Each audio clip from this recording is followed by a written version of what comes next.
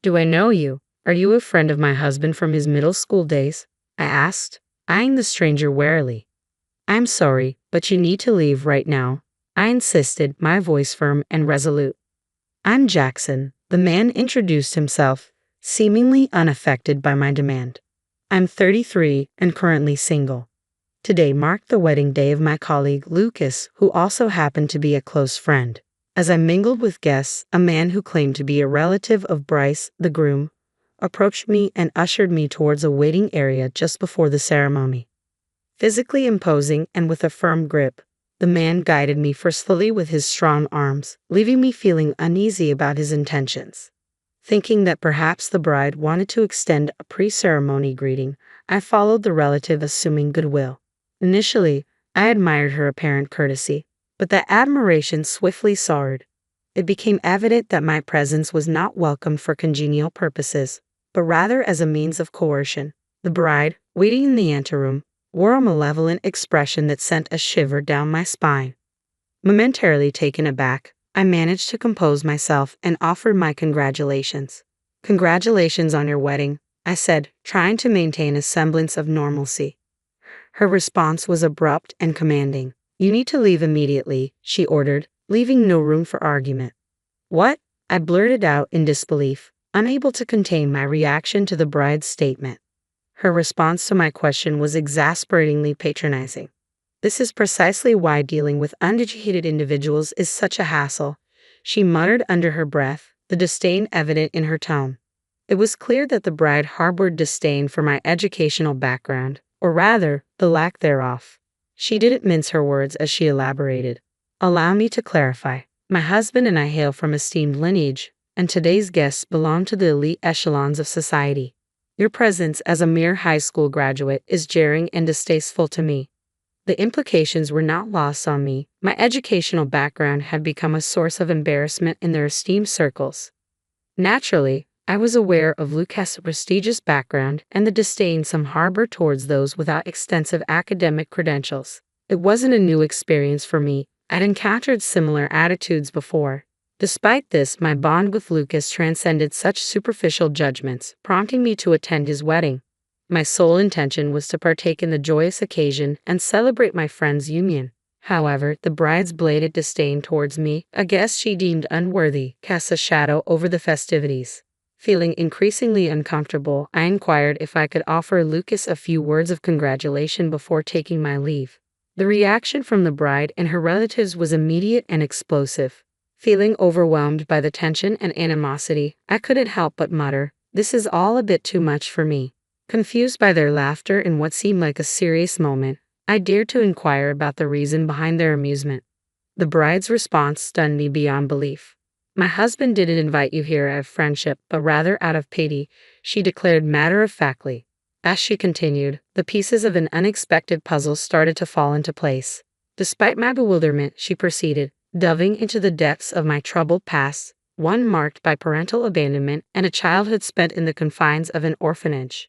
She went on to explain how my struggles with malnutrition had left a lasting impact, evident in my tall yet slender frame even into adulthood. The revelation left me speechless, realizing that Lucas's invitation to his wedding was not an act of camaraderie, but rather an expression of empathy towards a former classmate enduring ongoing hardship. The bride jumped to a startling conclusion, assuming Lucas's invitation was an attempt to provide me with a meal at the wedding. I tried to reason with her, explaining the impossibility of such a scenario, but my protests fell on deaf ears. In a tone laced with disdain, she proceeded to belittle my worth, emphasizing the stark disparity between Lucas's accomplishments and mine. According to her, Lucas's compassion could potentially elevate his status, but she couldn't fathom allowing someone with only a middle school education to attend her wedding. She highlighted Lucas' prestigious academic background and successful career, contrasting it sharply with my own humble position as a janitor or security guard in the same company. The bride's words stung with contempt as she dismissed any notion of Lucas feeling sorry for me simply because we were former classmates. To her, the idea was preposterous, bordering on outrageous. We're both employed by the same company, one that's recently entered the public domain and shows considerable promise. It's a sought-after workplace, topping the charts for job seekers. Our company policy prioritizes talent acquisition, meaning individuals deemed valuable can join regardless of academic background. Despite the company's prestige, I acknowledge the disparity between a junior high school graduate like myself and a college-educated colleague. Yet, regardless of the motives behind Lucas's invitation, I simply wish to extend my congratulations. I harbored no expectations in return. However, earnestly articulate my sentiments and plead my case, the bride remains resolutely unyielding. Her gaze is consistently cold, as though regarding something unsavory. It's as if she's reluctant to even share the same airspace with me. She dismisses my heartfelt expressions of friendship with disdainful indifference. Are you trying to cozy up to my husband and snag a job with just a junior high school diploma? Her words were just a rejection of my presence at their wedding. They hinted at potential repercussions in the workplace. Caught off guard, I struggled to find a response. Despite the company's acceptance of individuals with minimal education, I couldn't bring myself to accept such condescension, especially from the spouse of my colleague. Suddenly, a male relative's actions escalated the tension further. Ignoring my protests, he forcibly grabbed at me, his actions invasive and aggressive. Attempting to fend him off, I reached for his arm, but he forcefully pushed me against the wall. A sharp pain shot through my back and chest, eliciting a low, guttural growl of pain. Enough, just leave, the relative barked before completing its sentence, abruptly opening the door to the waiting room. I was unceremoniously ejected, landing on the floor with a resounding thud. Despite the rough treatment, I resolved to carry on without offering my congratulations to Lucas.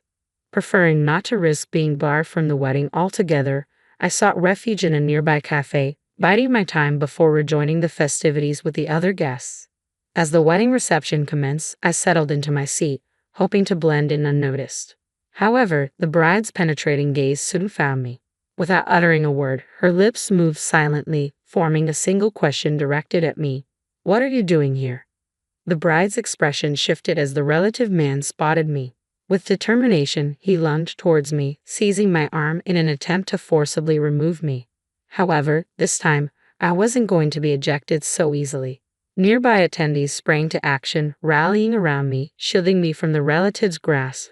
Panic flashed across the relative's face as he struggled to comprehend the situation. Sensing the urgency, the bride seemed equally flustered. Seizing the moment, I grabbed hold of a nearby microphone and addressed the bride, who remained bewildered by the unfolding events. Bride, I owe you an apology for my earlier words. My desire to witness Lucas's wedding led me here today, I declared loudly, ensuring my message reached her despite the chaos surrounding us. Lucas, seated at the head table, overheard our exchange and interjected with confusion and concern. What's happening here? What's all this about? He demanded. The bride, visibly shaken by Lucas's unexpected intrusion, responded in a tremulous voice, It's nothing, just go back to your seat, Lucas. With a hint of desperation, she added, I asked Jackson to leave because he only has a junior high school education. It wouldn't be a good match for us, Lucas. Feeling a sense of resignation, I addressed the bride, who appeared lost in her own distress. I apologize for any inconvenience I've caused. If it's what you desire, I'll sever all professional ties with Lucas. Please forgive me for any disruption I've caused. A hush descended over the entire hall as my declaration hung in the air. The bride was the first to break the silence. What? Fired? What's going on? Lucas's voice quivered with confusion. What did you just say? Recognition dawned on Jackson's face as he processed my words.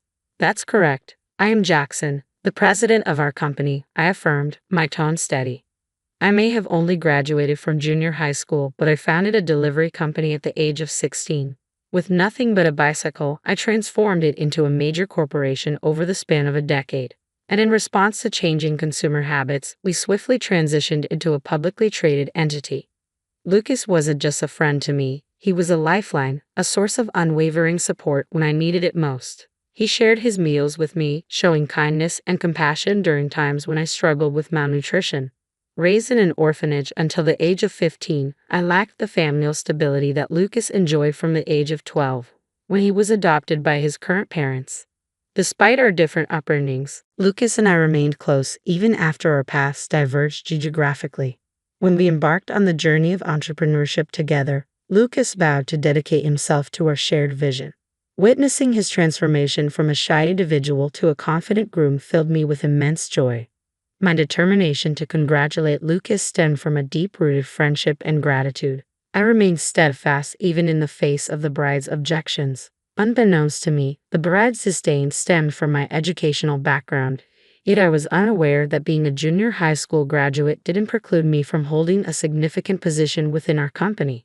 The authority to terminate employees rested with me, a fact that the bride herself had acknowledged when she requested I sever ties with Lucas. I gently assured her that I had complied with her wishes. In response, she uttered a cold remark, confirming Lucas's termination. The bride, previously frozen in shock, muttered disdainfully, "Fired? If you're such a failure, I have no use for you." Without hesitation, she renounced the marriage entirely, citing my lack of elite status and high income as deal breakers. It was a startling turn of events as she promptly called off the engagement with Lucas, who had just been dismissed from his job. The attendees erupted in uproar at her abrupt declaration. Amidst the chaos, any semblance of our previously amicable relationship vanished. Accusations flew as she labeled the situation a marriage scam, demanding compensation from Lucas for the broken engagement. Lucas's revulsion was palpable in the midst of the chaos. Quietly, I reached out and tapped the bride on the shoulder as she continued to raise her voice. Leaning in, I whispered, "You might want to start saving that for alimony payments." With that, I initiated a video playback on the projector, revealing footage captured by a phone I had strategically left recording in the bride's waiting room. The recording, inadvertently triggered when a male relative manhandled me, potentially held crucial evidence of my injury. As I was pushed against the wall, the phone fell, continuing to record. What it captured was damning. The bride's indiscretion with the same male relative in the waiting room. As the ceremony commenced, I retraced my steps to the waiting room in search of the phone I suspected I had dropped. To my relief, I discovered it nestled in a corner, untouched. However, the shock of what I witnessed upon playing back the recording left me reeling. Witnessing such deceitful behavior on what should have been a sacred occasion shook me to the core. It was difficult to comprehend how anyone could stoop to such lows. Driven by a sense of moral obligation, I immediately sought out Lucas to disclose the damning evidence. The revelation of the bride's true nature sparked a fiery reaction from Lucas's relatives, who unleashed their fury upon the bride's family. In response, the bride's relatives vehemently denied any association with the man implicated in the recording. They adamantly refused to acknowledge any connection to him. It later emerged that the man accompanying the bride was nothing more than an unfaithful partner. Despite his charming demeanor, he was essentially a freeloader, lacking any meaningful employment. The bride, yearning for a life of prestige and sophistication within an educated family, sought to elevate her status by securing a marriage with Lucas, a gentle and unassuming man. Her intentions were revealed to be far from genuine, painting her in a negative light. In contrast, Lucas, dedicated to his studies and somewhat naive in matters of love, possessed a trusting nature that left him vulnerable to manipulation. Ultimately, I'm grateful that my humble education allowed me to see through the deceitful intentions of those involved. Never did I anticipate that my educational background would prove valuable in such a manner. The deceitful bride faced the consequences of her actions, being ordered to pay a hefty sum of $5 million for wedding expenses and an additional $3 million for terminating the engagement, accumulating the staggering debt of $8 million. As a result of the humiliation she endured, she found herself isolated from her family. Her unfaithful partner, alarmed by the overwhelming debt, fled the scene, leaving her to face the repercussions alone. With her once inviolable life now in shambles, the bride was forced into a solitary existence, residing in a rundown apartment and toiling tirelessly day and night in a desperate attempt to repay her debts. The arrival of the deceitful woman inadvertently strengthened the bond between Lucas and me, fostering a deeper friendship as we navigated through the ordeal. Meanwhile, our company experienced a period of rapid and steady growth. Observing Lucas's enduring desire for marriage, I contemplated accompanying him to a matchmaking event in the future. I unlocked the door to my apartment, the familiar scent of vanilla and lavender fabric softener washing over me like a warm hug. Home. After 3 weeks away for a work conference, all I'd wanted was this moment, my space, my sanctuary, my little corner of calm in this chaotic city. "Sid, you're back?" Michaela's voice rang from the kitchen, followed by the soft padding of sock-covered feet on hardwood. I was about to order dinner. Starving? God, yes. I dropped my suitcase by the door, rolling my shoulders to release the tension of travel. I could eat a horse. Michaela appeared in the doorway, her blonde hair piled high in a messy bun, oversized sweater hanging off one shoulder. My roommate of 3 years and closest friend since college. The person who'd kept our apartment alive while I was gone. I got your favourite wine, she sing-songed, disappearing back toward the kitchen. And Blair's coming over later. She wants all the conference dirt. I smiled, trailing her through our apartment. Everything was exactly as I'd left it. The mismatched furniture we'd collected from thrift stores, the gallery wall of concert tickets and travel photos, the permanent dent in our couch from countless movie nights. You're suspiciously chipper, I called after her, dropping onto a bar stool at our kitchen island. What happened while I was gone? Did you finally get that promotion? Michaela turned, 2 glasses of Cabernet in hand, her smile faltering just slightly. Something flickered behind her eyes, so quick I almost missed it. Nothing major, she said, sliding a glass toward me. Just glad you're home. Missed my partner in crime. I took a long sip, letting the wine warm me from the inside. Well, the conference was brutal. 16-hour days pitching to clients who couldn't tell a marketing strategy from a grocery list. But you killed it, right? You always do. I think so. My boss seemed impressed. I ran my finger along the edge of my glass, though I'm still not sure it was worth missing Thanksgiving with my family. Michaela's phone buzzed on the counter. She glanced at it, then flipped it face down with unusual quickness. Everything okay? I asked. Just work stuff, she waved dismissively. So tell me everything. Any conference hookups? Drunken embarrassments? Office gossip? We fell into our familiar rhythm, laughing over wine as I recounted stories from my trip. But something felt off. Michaela kept checking her phone when she thought I wasn't looking. Her laughter seemed rehearsed, her questions automatic rather than engaged. When Blair arrived an hour later, the strange tension only intensified. Blair hugged me tight, her familiar perfume enveloping me. Sydney, thank God you're back. I've been third-wheeling with this one for weeks, she said, nudging Michaela with her elbow. Michaela's laugh was too high, too sharp. Third-wheeling? I asked, looking between them. Blair's smile froze. You know, with all her dates and stuff. What dates? I turned to Michaela, who was suddenly very interested in refilling her wine glass. Just a few casual things, Michaela said lightly. Nothing serious. Blair's eyes widened slightly, darting between us. I thought you told her about... It's nothing, Michaela cut in. Sydney just got home. Let's not bore her with my pathetic dating life. The conversation shifted, but the undercurrent remained. Something was happening that I wasn't privy to. I excused myself to unpack, needing a moment alone to shake the unsettled feeling crawling up my spine. In my bedroom, I dropped my suitcase on the bed and took a deep breath. Maybe I was overreacting. 3 weeks away had made me paranoid, that's all. I was tired from travel, imagining tension where there was none. I opened my closet to hang up my conference clothes and froze. Half the closet was empty. My winter sweaters, my favourite jeans, my collection of vintage concert t-shirts. Gone. Frowning, I checked my dresser drawers. Also half empty. Had Michaela moved my things? Was she using my closet while I was away? That's when I saw it. A white envelope on my nightstand, my name written in unfamiliar handwriting. I tore it open, my heart suddenly pounding. The first line made my blood run cold. Notice of lease termination and eviction. My eyes skimmed the legal jargon, catching phrases like 30 days notice and new tenant agreement. The date on the notice was from 2 weeks ago, while I was away. I stood there, letter trembling in my hand, as the apartment door opened and closed. Voices murmured, then footsteps approached my room. Sydney? Michaela called, knocking softly. Everything okay? I turned toward the door, the eviction notice clutched in my fist, as the truth crashed over me like ice water. You're kicking me out of our apartment?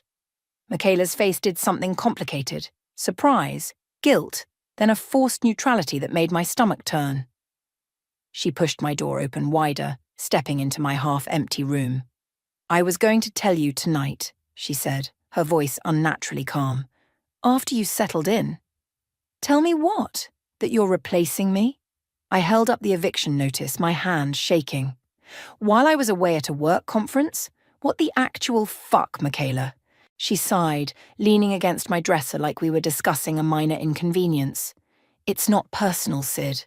"Not personal?" My voice cracked. "We've lived together for 3 years.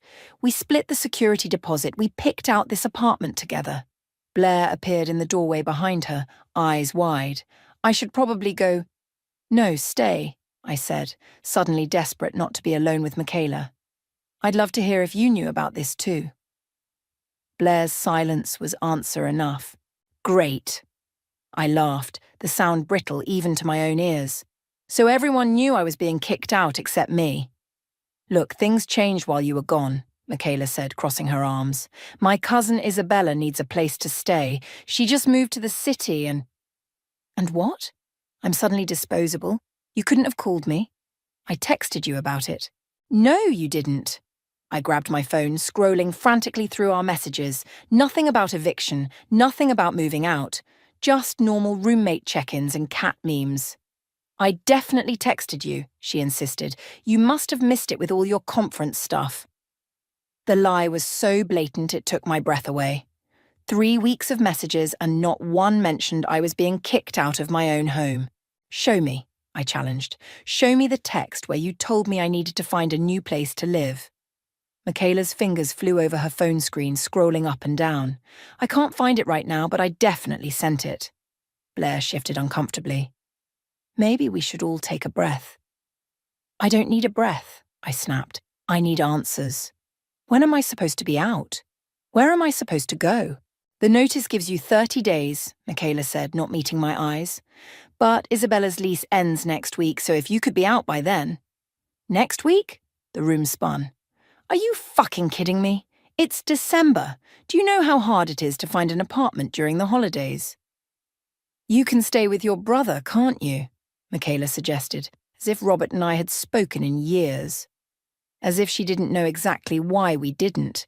I grabbed the nearest object, a coffee mug from my nightstand, and hurled it against the wall. It shattered, the sound sharp and satisfying. Blair flinched. Michaela didn't. "Get out of my room," I said, my voice dangerously quiet. After they left, I sank onto my bed, mind racing. Where would I go? How would I afford a new security deposit? Why would Michaela do this? I called my boss, explaining through tears that I needed an emergency personal day tomorrow. Then I texted Blair, "Need to talk, just you. Meet me for coffee tomorrow?" Her response came quickly. "Of course, 10 a.m. at Groundwork." Sleep evaded me. I scrolled through Michaela's social media looking for clues. Nothing seemed unusual until I reached posts from 2 weeks ago. Photos of her and a girl who looked strikingly similar to her, arranging furniture in what was unmistakably our living room. The caption read, "So excited to have my favourite cousin as my new roomie. Ours Isabella Ferguson. Family first." Comments flooded the post. "OMG, your apartment is gorgeous. Cousin roomies are the best. What happened to Sydney?" To that last comment, Michaela had replied, "She decided to move on to bigger things." My throat closed up. She'd been planning this for weeks. While I was working 16-hour days, she was erasing me from our apartment, from her life. I threw my phone across the room.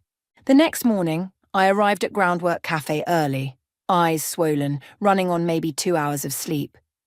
Blair slid into the seat across from me, pushing over an extra coffee.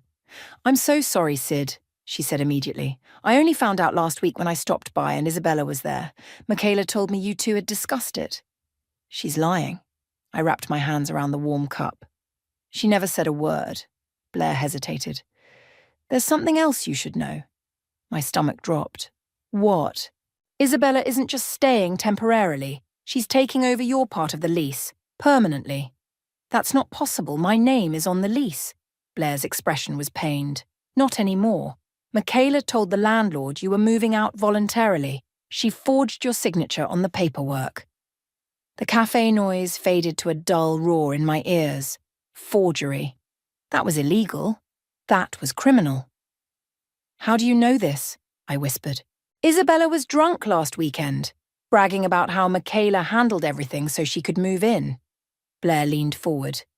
"Sid, this isn't just shitty roommate behavior. This is premeditated. And I think I know why." She pulled out her phone, opened Instagram, and slid it across the table. There was Michaela, arm around Isabella, standing in front of a sleek office building. The caption made my blood freeze, celebrating my cousin's new marketing director position at Vertex Media. So proud. Vertex Media, my company's biggest competitor, the one that had been trying to poach our clients for months. "She didn't just want you out of the apartment," Blair said quietly. "She wanted you distracted, homeless, vulnerable."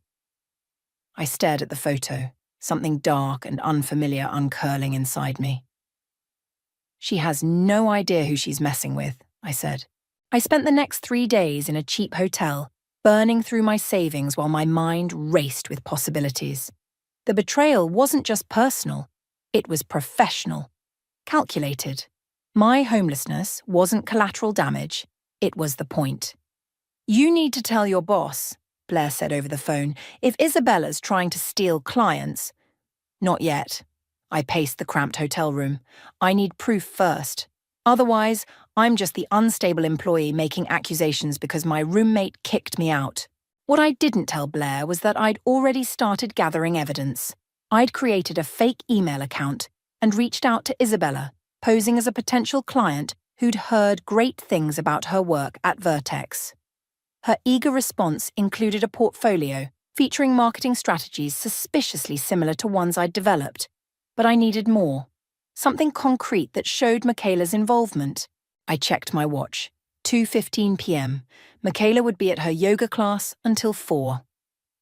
I knew her schedule better than my own, a fact she was counting on to avoid me while I moved out. Too bad for her, I had no intention of moving out quietly. 20 minutes later, I stood outside our apartment door, key in hand. My heart hammered against my ribs as I listened for any sound inside. Silence. I slipped the key in, half expecting it wouldn't work, that she'd changed the locks already. It turned smoothly. The apartment looked different. My books were gone from the shelves, replaced by decorative objects I'd never seen. The throw blanket my grandmother had knitted, removed. The kitchen island where I'd sat just days ago was covered with unfamiliar makeup products and fashion magazines. It was like I'd never lived here. I moved quickly to Michaela's room, guilt and righteousness warring in my chest. This wasn't breaking in. My name was still on the lease for 27 more days. Still, my hands trembled as I eased her door open. Her room was its usual organized chaos. Clothes draped over chairs, jewelry scattered across her dresser. I headed straight for her laptop sitting open on her desk. Password protected, of course. I tried the usual. Her birthday, her cat's name, our apartment number. Nothing worked. "Think, Sydney," I muttered. What had changed in her life recently? Isabella. I typed in Isabella and hit enter. Password incorrect. Isabella NYC. The screen unlocked. "Amateur," I whispered, opening her email. I found what I needed in minutes. An email chain between Michaela and Isabella spanning months. They'd planned everything. Isabella would get hired at Vertex. Michaela would help her access my client information. And in return, Isabella would help Michaela land a job there too.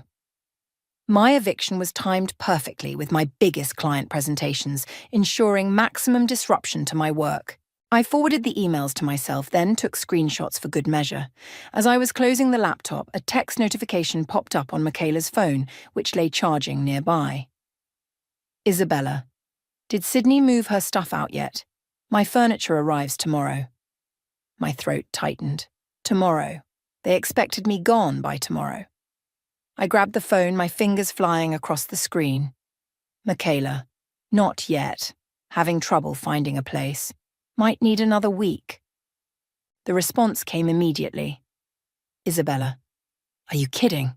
I can't stay in this Airbnb any longer. Get her out." Michaela. "I'll handle it." I set the phone down, a plan forming. I needed time to secure my job, find a new place, and make Michaela pay for what she'd done. And now I knew exactly how to buy that time. I left the apartment as quietly as I'd entered, stopping at a hardware store on the way back to my hotel. That evening, I called Blair. "I need a favor," I said. "Can I crash at your place for a few days?" "Of course," she said immediately. "But what happened to staying at the hotel?" "Change of plans." I smiled at the new key in my hand, an exact copy of our apartment key. "I'm going to make Michaela's life difficult." "Sydney?" Blair's voice held a warning. "What are you planning?" "Nothing illegal." Not technically true, but close enough. Just buying myself some time. The next morning I waited until I knew Michaela would be at work. Then I returned to the apartment with a small bag of supplies. It took less than 20 minutes to complete my task, removing the pins from the hinges of my bedroom door, then carefully replacing the door so it looked untouched. I sent a text to Michaela. "Coming by to get the last of my things this afternoon. Left my key on the counter." Her response was immediate and cold. "Fine. Be out by 5. I left an old key on the counter, not the new copy I'd made, and walked out, smiling to myself. At 6:30 p.m., my phone rang. Michaela. "What did you do to the door?" she demanded, voice tight with anger. "What door?" I asked innocently. "Your bedroom door. It won't open, and Isabella's stuff is being delivered tomorrow." "That's strange," I said. "Must be stuck. Old building, you know how it is." "Fix it," she hissed. "I don't live there anymore, remember? You kicked me out." "Sydney. You know what's interesting, Michaela?" I cut her off. "I found those emails between you and Isabella, the ones about stealing my clients. My boss found them interesting too." Silence stretched between us. "You're bluffing," she finally said, but uncertainty wavered in her voice. "Am I? Check your sent folder." I heard her breathing quicken. "What do you want?" 1 month, I said. "I stay in the apartment for 1 more month while I find a new place. My bedroom remains mine, and you and Isabella stay the hell away from my clients. Or what? Or those emails go to Vertex's HR department, the landlord, and maybe even a lawyer. Forgery is a crime, Michaela." More silence then. "Fine, 1 month." I hung up and leaned back against Blair's couch, the adrenaline of confrontation fading into something quieter, more painful. I'd won this round, but the victory felt hollow. I'd trusted Michaela completely. We'd shared holidays, secrets, inside jokes. How had I missed the snake beneath the smile? My phone buzzed with a text from an unknown number. "This is Isabella. You have no idea who you're dealing with." I stared at the message, something cold and determined settling in my chest. No, Isabella had it backwards. She had no idea who she was dealing with. Living with your enemies is a special kind of psychological torture.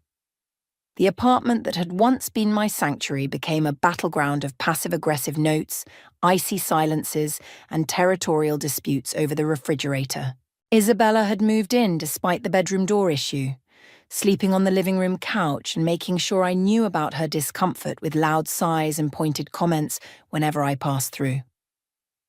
Michaela barely acknowledged my existence, communicating exclusively through terse text messages even when we were in the same room. Fine by me. I had bigger concerns than their comfort. I'd shown the incriminating emails to my boss, who'd immediately put me on a special project away from client-facing work for my protection. Translation: I was being sidelined until they determined whether I was a liability. "It's just temporary," my boss had assured me. "Legal needs to review everything." A week into this fragile truce, I sat at my desk at work, staring at my computer screen without seeing it. My phone buzzed with a text from Blair. "Any progress on apartment hunting?" I sighed. "Not yet. Everything's either a closet or a palace, nothing in between." "Keep looking. Living with those two can't be good for your mental health." She wasn't wrong. Every night in that apartment felt like sleeping with one eye open. But I wasn't ready to retreat. Not yet. "I'll be fine," I texted back. "Meeting with HR today about the emails. Hopefully they'll take action against Isabella. Good luck. Drinks after? Definitely. The HR meeting went exactly as I'd expected. Lots of concerned nods, careful note-taking, and zero concrete promises. We take these allegations very seriously, the HR director said, which I'd learned was corporate speak for, we're going to do nothing. By the time I met Blair at our favourite bar that evening, my frustration had crystallised into something harder, more determined. They're not going to do anything, I said, sliding into the booth across from her. Too messy, too complicated. They'd rather just keep me away from clients than risk a confrontation with Vertex. Blair pushed a gin and tonic toward me. I'm sorry, Sid. That's bullshit. It is what it is. I took a long sip, but I'm not giving up. What's your next move? I hesitated. Blair had been my rock through this nightmare, but even she might balk at what I was planning. I'm going to make Isabella mess up, I said carefully. Publicly, professionally. Blair's eyebrows rose. How exactly? I've been creating a fake client profile. High value, exactly the kind of account Isabella would want to land. I'm going to approach her as this client, get her to pitch me, and then... Sydney, Blair set her drink down. That sounds like entrapment. It's not entrapment if she's already planning to steal clients. I'm just giving her the opportunity to show her true colours. Blair studied my face. This isn't like you. The Sydney I know doesn't play these kinds of games. The Sydney you knew didn't have her life blown up by people she trusted. My voice came out sharper than intended. Besides, what choice do I have? HR won't help. I'm being pushed out at work. I need to protect myself. I get that, but do you? I cut her off. Because from where I'm sitting, it seems like everyone's telling me to just roll over and take it, find a new apartment, let Michaela and Isabella win. That's not what I'm saying. Then what are you saying? Blair reached across the table, her hand covering mine. I'm saying be careful. Don't become someone you'll hate just to get revenge. Her words hit harder than I wanted to admit. I pulled my hand away, suddenly needing space. I should go, I said, standing abruptly. Early meeting tomorrow. Sydney, wait. But I was already walking away, guilt and anger warring in my chest. The apartment was quiet when I got home. A note on the counter informed me that Michaela and Isabella were at a work event. Good. I needed the solitude. I opened my laptop and stared at the fake client profile I'd created. Blair's words echoed in my head. Don't become someone you'll hate. Was that what I was doing? My phone buzzed with a text from an unknown number. Is this Sydney? It's Marshall from Groundwork Cafe. Blair gave me your number. Hope that's okay. I frowned, trying to place the name. Then it clicked. The barista who always remembered my order. The one with the kind eyes who'd slipped me an extra cookie last week when I'd looked particularly miserable. Yes, it's Sydney. Hi. I know this is out of the blue, but I was wondering if you'd like to grab dinner sometime. No pressure. I stared at the message, a strange feeling washing over me. In the midst of all this chaos and betrayal, here was something simple, something normal. I'd like that, I typed back before I could overthink it. His response came quickly. Great. How about tomorrow night? I know a great Thai place. Tomorrow works. I set my phone down, surprised by the small smile on my face. For a moment, I'd forgotten about Michaela, Isabella, the fake client profile, all of it. The front door opened and voices filled the apartment. Michaela and Isabella back from their event, laughing about something. The sound grated against my momentary peace.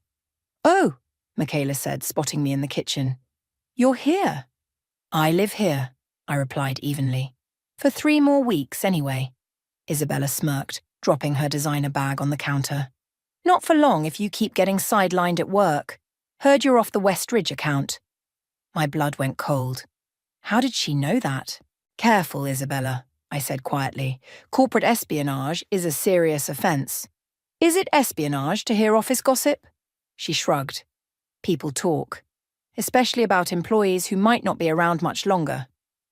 The implication was clear. They weren't just trying to take my home. They were actively working to get me fired. As they disappeared into Michaela's room, I turned back to my laptop, my resolve hardening. Blair's warning faded against the reality of what I was facing. The fake client profile stared back at me. I began to type, crafting an email to Isabella that would set my trap. Some lines, once crossed, can't be uncrossed. I was about to step over one. The Thai restaurant was tucked between a laundromat and a bookstore, easy to miss unless you knew it was there. Marshall waited outside, hands in his pockets, looking up and down the street for me. When our eyes met, his smile was immediate and warm. "You found it," he said, holding the door open. "Your directions were very specific," I replied, stepping inside. The restaurant was small but cozy, string lights crisscrossing the ceiling, the air heavy with spices. Over steaming bowls of curry, Marshall told me about his photography side hustle, his rescue dog, and his dream of opening his own cafe someday. I found myself laughing for the first time in weeks. It felt foreign, almost wrong, like I was betraying my own anger. "So what's your story?" he asked, refilling my water glass. "Blair mentioned you're going through some stuff, but she was pretty vague." I hesitated. The last thing I wanted was to dump my drama on this nice, normal guy. But something about his steady gaze made me want to be honest. "My roommate kicked me out while I was away on a business trip," I said. "And it turns out she and her cousin were plotting to sabotage my career." To his credit, Marshall didn't flinch. "That's intense. Are you okay?" "Not really," I admitted. "I'm still living there temporarily and it's a nightmare. But I'm handling it." "Handling it how?" I took a sip of water, avoiding his eyes. "Let's just say I'm not going down without a fight." Marshall nodded slowly. "Just be careful. Revenge has a way of consuming people. You sound like Blair." "Blair's smart," he said with a slight smile, "and she cares about you. A lot." Something in his tone made me look up. "Did she put you up to this? Asking me out?" "No," he said quickly. Then, more honestly, "Well, she mentioned you might need a distraction, but I've wanted to ask you out for months. Just never had the courage until she gave me your number." I wasn't sure how to feel about that, annoyed at Blair's interference or touched by her concern. Maybe both. "I'm glad you called," I said finally. I needed this more than I realized. Walking home later, I felt lighter somehow. For a few hours, I'd been just Sydney. Not the victim, not the avenger, just a woman on a date with a nice guy. It was a glimpse of what normal could feel like again. The feeling evaporated the moment I opened my apartment door. Isabella sat at the kitchen island, her laptop open, a smug smile playing on her lips as she looked up at me. "Fun date?" she asked. I ignored her, heading straight for my room. "Not so fast," she called after me. "We need to talk about this email I received today from Westridge Corp. Ring any bells?" I froze, my back to her. Westridge Corp was the fake company I'd created. "I have no idea what you're talking about," I said, turning slowly. Isabella's smile widened. "Really? Because it's strange that a potential client would reach out to me directly, using industry jargon that sounds suspiciously like your writing style." My heart pounded. "You're paranoid." "Am I?" She turned her laptop toward me. On the screen was my email, and next to it a marketing proposal I'd written months ago. The similarities in phrasing were unmistakable. "I'm not an idiot, Sydney," Isabella said, her voice hardening. "Did you really think I wouldn't recognize a trap when I saw one?" "I don't know what you're talking about," I repeated, but the words sounded hollow even to me. "Save it." She closed her laptop with a snap. "I've already forwarded this to HR at both our companies. Harassment, corporate sabotage, take your pick of what they'll call it." The floor seemed to tilt beneath me. "You're bluffing. Check your work email." Her smile was vicious now. "Oh wait, you can't. Your access has been temporarily suspended pending an investigation." I grabbed my phone, hands shaking as I opened my work email app. Access denied. I tried again. Same message. "You—" I started, but Isabella cut me off. "You did this to yourself," she said, standing. "You couldn't just walk away, you had to play games." You stole my home, I hissed. You're trying to steal my job. What was I supposed to do? Not this, she gestured to her laptop. Not something that could get you fired or worse. Like you care. I don't, she agreed. But Michaela might. She actually felt bad about all this, you know. Until you started your little revenge campaign. The mention of Michaela sent a fresh wave of anger through me. Where is she? Out. She doesn't know about this yet. Isabella picked up her phone. But she will soon. And then you'll be out of this apartment for good. I retreated to my room, locking the door behind me. My hands wouldn't stop shaking. I'd been so careful with that email, creating it from a new account, using a VPN. How had she connected it to me so easily? My phone buzzed with a text from Blair. How was the date? I couldn't even think about the date now. I messed up. Bad. Isabella caught me trying to trap her. She reported me to HR. Blair's response came immediately. Coming over. Don't do anything else. I paced my room, panic rising in my throat. If I lost my job over this, I'd have nothing. No home, no income, no way to fight back. A knock at my bedroom door made me jump. Sydney? It was Michaela's voice, quiet but firm. We need to talk. I opened the door, bracing for the worst. But Michaela's expression wasn't triumphant or angry. She looked tired. Isabella told me what happened, she said. I'm sure she did. This has gone too far. Michaela ran a hand through her hair. Both of us, we're acting crazy. Both of us? I laughed bitterly. I'm not the one who forged signatures and stole an apartment. No, you're just the one creating fake companies to entrap people. She sighed. Look, I got a call from our landlord today. The building's being sold. We're all getting eviction notices next week. I stared at her, certain this was another trick. What? It's true. 30-day notice. Everyone out. She met my eyes directly. So this whole fight, it's pointless now? Before I could respond, my phone rang. Unknown number. With a sense of dread, I answered. Is this Sydney? A man's voice, formal and cold. Yes. This is David from HR. I need you to come in tomorrow morning at 9 a.m. for a disciplinary meeting regarding some serious allegations that have been brought to our attention. As he continued outlining the charges against me, I looked at Michaela, still standing in my doorway. The irony wasn't lost on me. We were both about to lose this apartment, but only one of us was about to lose everything else too. Blair arrived 20 minutes later, bursting through the front door like a hurricane. She found me sitting on my bed, staring at the wall, Michaela's revelation about the building sale still ringing in my ears. What happened? Blair demanded, shutting my bedroom door behind her. Tell me everything. I recounted it all mechanically. The fake client email, Isabella catching me, the HR call. Blair listened without interrupting, her expression growing more troubled with each detail. This is bad, Sid, she said when I finished. Really bad. I know. No, I don't think you do. She sat beside me on the bed. Corporate entrapment isn't just grounds for firing, it could be legally actionable. Isabella could sue you. She won't, I said, though I wasn't sure why I felt so certain. This is about getting me fired, not dragging things out in court. And that's supposed to make you feel better? Blair shook her head. What were you thinking?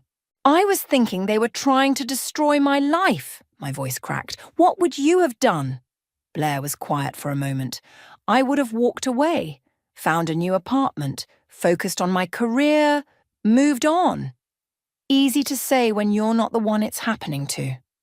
Sydney, no. I stood up, suddenly unable to sit still. You don't get it.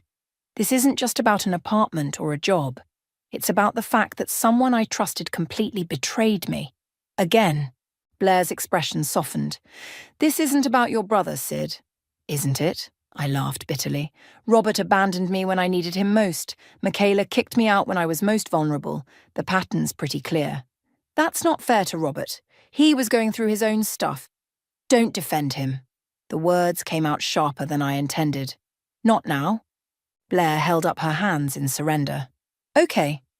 Let's focus on the immediate problem. What are you going to say at this HR meeting tomorrow? I hadn't thought that far ahead. My mind was a storm of fear and anger, making it impossible to think strategically. I don't know, I admitted. Deny everything? With what evidence? If Isabella has those emails. My phone buzzed with a text.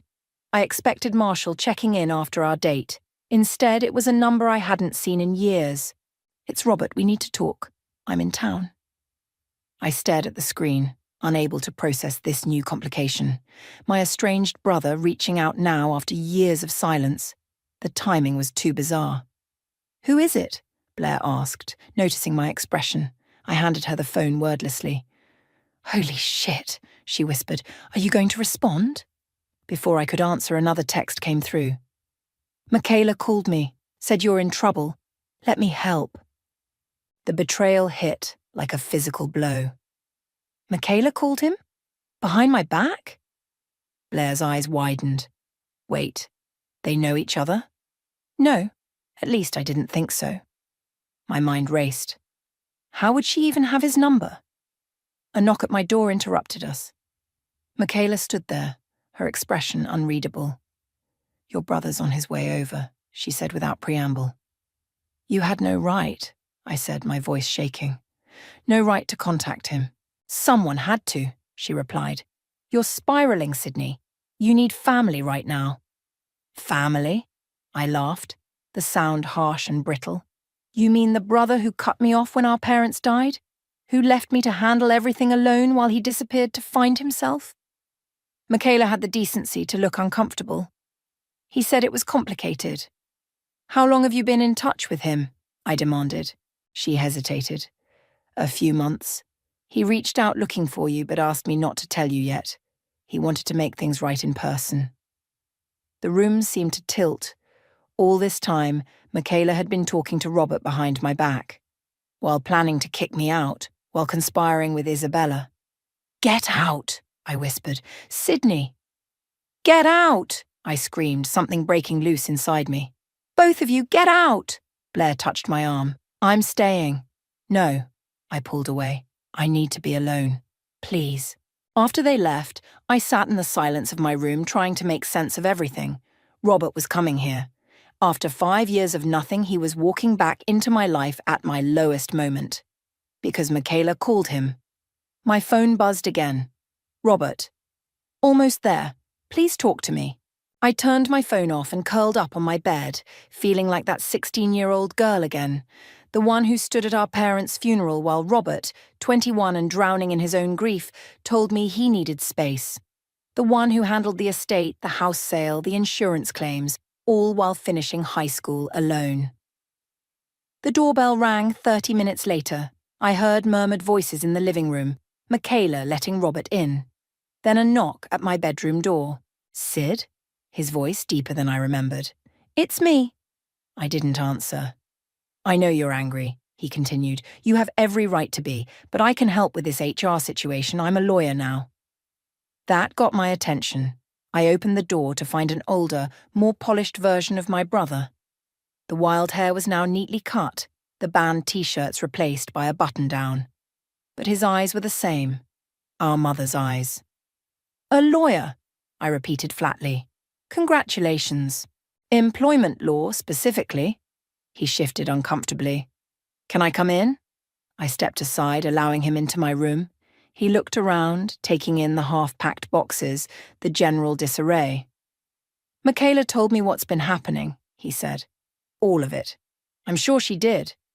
What she did was wrong, he said, surprising me. But this revenge plan, it's going to backfire, Sydney. Let me help you salvage your job, at least. Why now? I asked, the question that had burned in me for years. Why show up now? Robert's eyes met mine, filled with regret and something else, determination. Because I'm not making the same mistake twice, he said. I abandoned you once. I won't do it again. I wanted to scream at him, to throw him out like I had Michaela and Blair. But a small, desperate part of me recognized the lifeline he was offering. The HR meeting is at 9 tomorrow, I said finally. Don't be late. Robert and I arrived at my office building at 8:30 the next morning. I hadn't slept, my mind racing between the HR meeting, Robert's sudden reappearance, and Michaela's betrayal. My body felt hollow, running on nothing but anxiety and 3 cups of coffee. "Remember what we discussed," Robert said as we rode the elevator up. "Let me do most of the talking. Don't admit to anything." I nodded mechanically. We'd spent hours last night going over a strategy: deny the fake email, question the evidence, suggest Isabella had fabricated the whole thing out of professional jealousy. It felt wrong, more lies to cover lies. But I was desperate.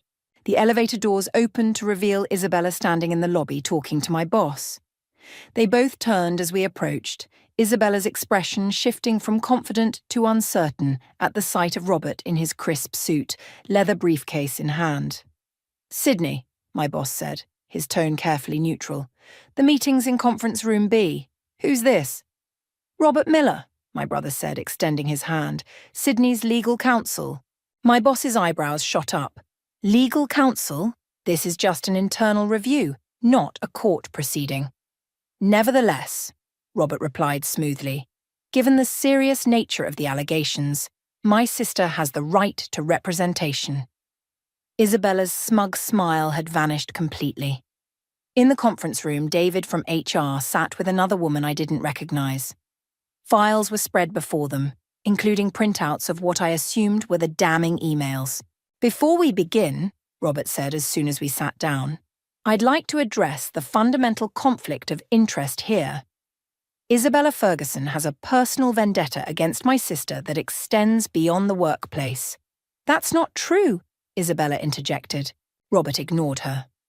"Ms. Ferguson is cousins with Sydney's roommate, who recently attempted to illegally evict Sydney from their shared apartment.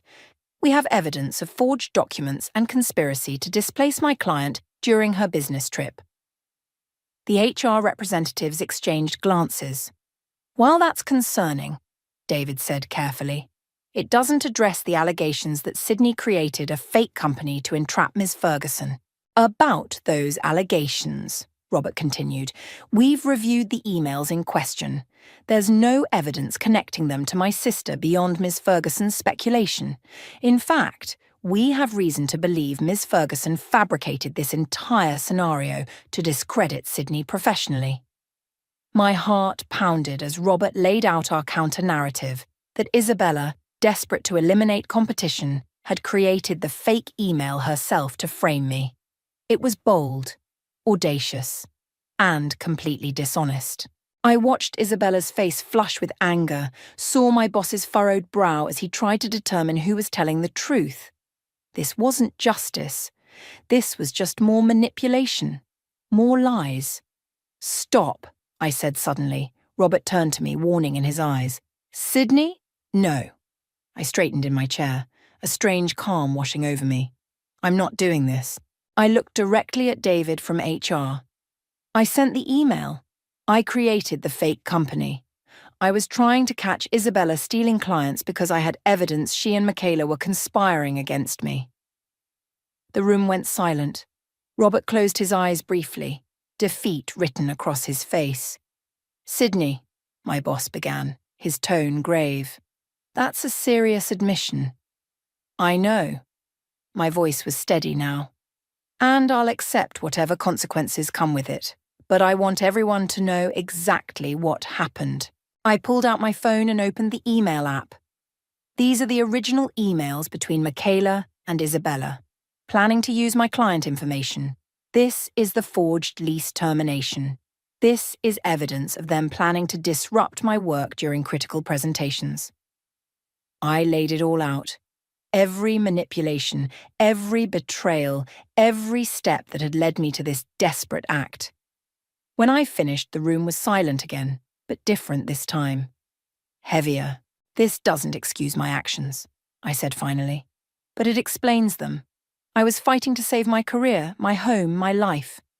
David cleared his throat. "We'll need to review all of this evidence." "Of course," I stood up.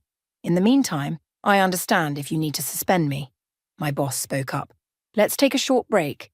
Isabella, I'd like to speak with you privately." As Isabella followed my boss out, her face pale with fury, Robert turned to me. "Why did you do that?" he asked quietly. "We could have won." "No," I said. "We could have escaped." It's not the same thing. We sat in silence until the door opened again. My boss returned alone. Isabella has been placed on administrative leave pending investigation, he said. The emails you provided are concerning, to say the least. However, he continued, his expression hardening, your actions were still inappropriate and potentially illegal. I nodded, accepting the inevitable. I'll be recommending a 2-week suspension without pay, he said, and probation for 6 months. Any further incidents will result in immediate termination. Relief washed over me so intensely I nearly collapsed. Thank you. Don't thank me yet, he warned. There will be a formal warning in your file, and you'll need to work with a different team for a while. Trust needs to be rebuilt. As we left the building, Robert put his hand on my shoulder. That was brave. Stupid, but brave. I couldn't keep lying, I said. It was destroying me from the inside out. What now? He asked. I checked my phone. A text from Michaela. We need to talk, face to face, tonight. Now, I said. I finished this. The apartment was quiet when I arrived that evening. Michaela sat alone at the kitchen island, 2 glasses of wine poured. No sign of Isabella. She's staying at a hotel, Michaela said, answering my unasked question. Probably for the best. I took the seat across from her but didn't touch the wine. You wanted to talk. So talk. I saw the emails you sent to HR, she said. All of them, including the ones between me and Isabella. And you're right. She met my eyes directly. What we did was wrong. All of it. The apartment, your job, everything. I waited, not trusting myself to speak. I was jealous, she continued, her voice smaller now. You were always the successful one, the one with the perfect career trajectory. When Isabella offered me a way into Vertex, I jumped at it. I didn't think about what it would do to you. You were my friend, I said, the words like glass in my throat. I trusted you. I know. She pushed her phone across the counter to me. On the screen was a video, Michaela looking directly at the camera. What's this? Press play. I hit the button and Michaela's voice filled the kitchen. My name is Michaela Norton, and I'm recording this confession voluntarily. I conspired with my cousin Isabella Ferguson to illegally evict my roommate Sydney Miller and undermine her professional reputation. I forged Sydney's signature on lease documents and planned to steal client information. The confession continued for 3 minutes, detailing everything they'd done. When it ended, I looked up at the real Michaela, speechless. It's yours, she said quietly, to use however you want. I've already sent a copy to your brother. Why? I managed finally. Because you told the truth when it would have been easier to lie. She stood up. And because some things can't be fixed with words alone. I stared at Michaela's phone, her confession still ringing in my ears. The power I'd been chasing for weeks now sat in my palm. Concrete evidence I could take to the landlord, to HR, maybe even to the police. What do you expect me to do with this? I asked. Michaela shrugged, vulnerability naked on her face.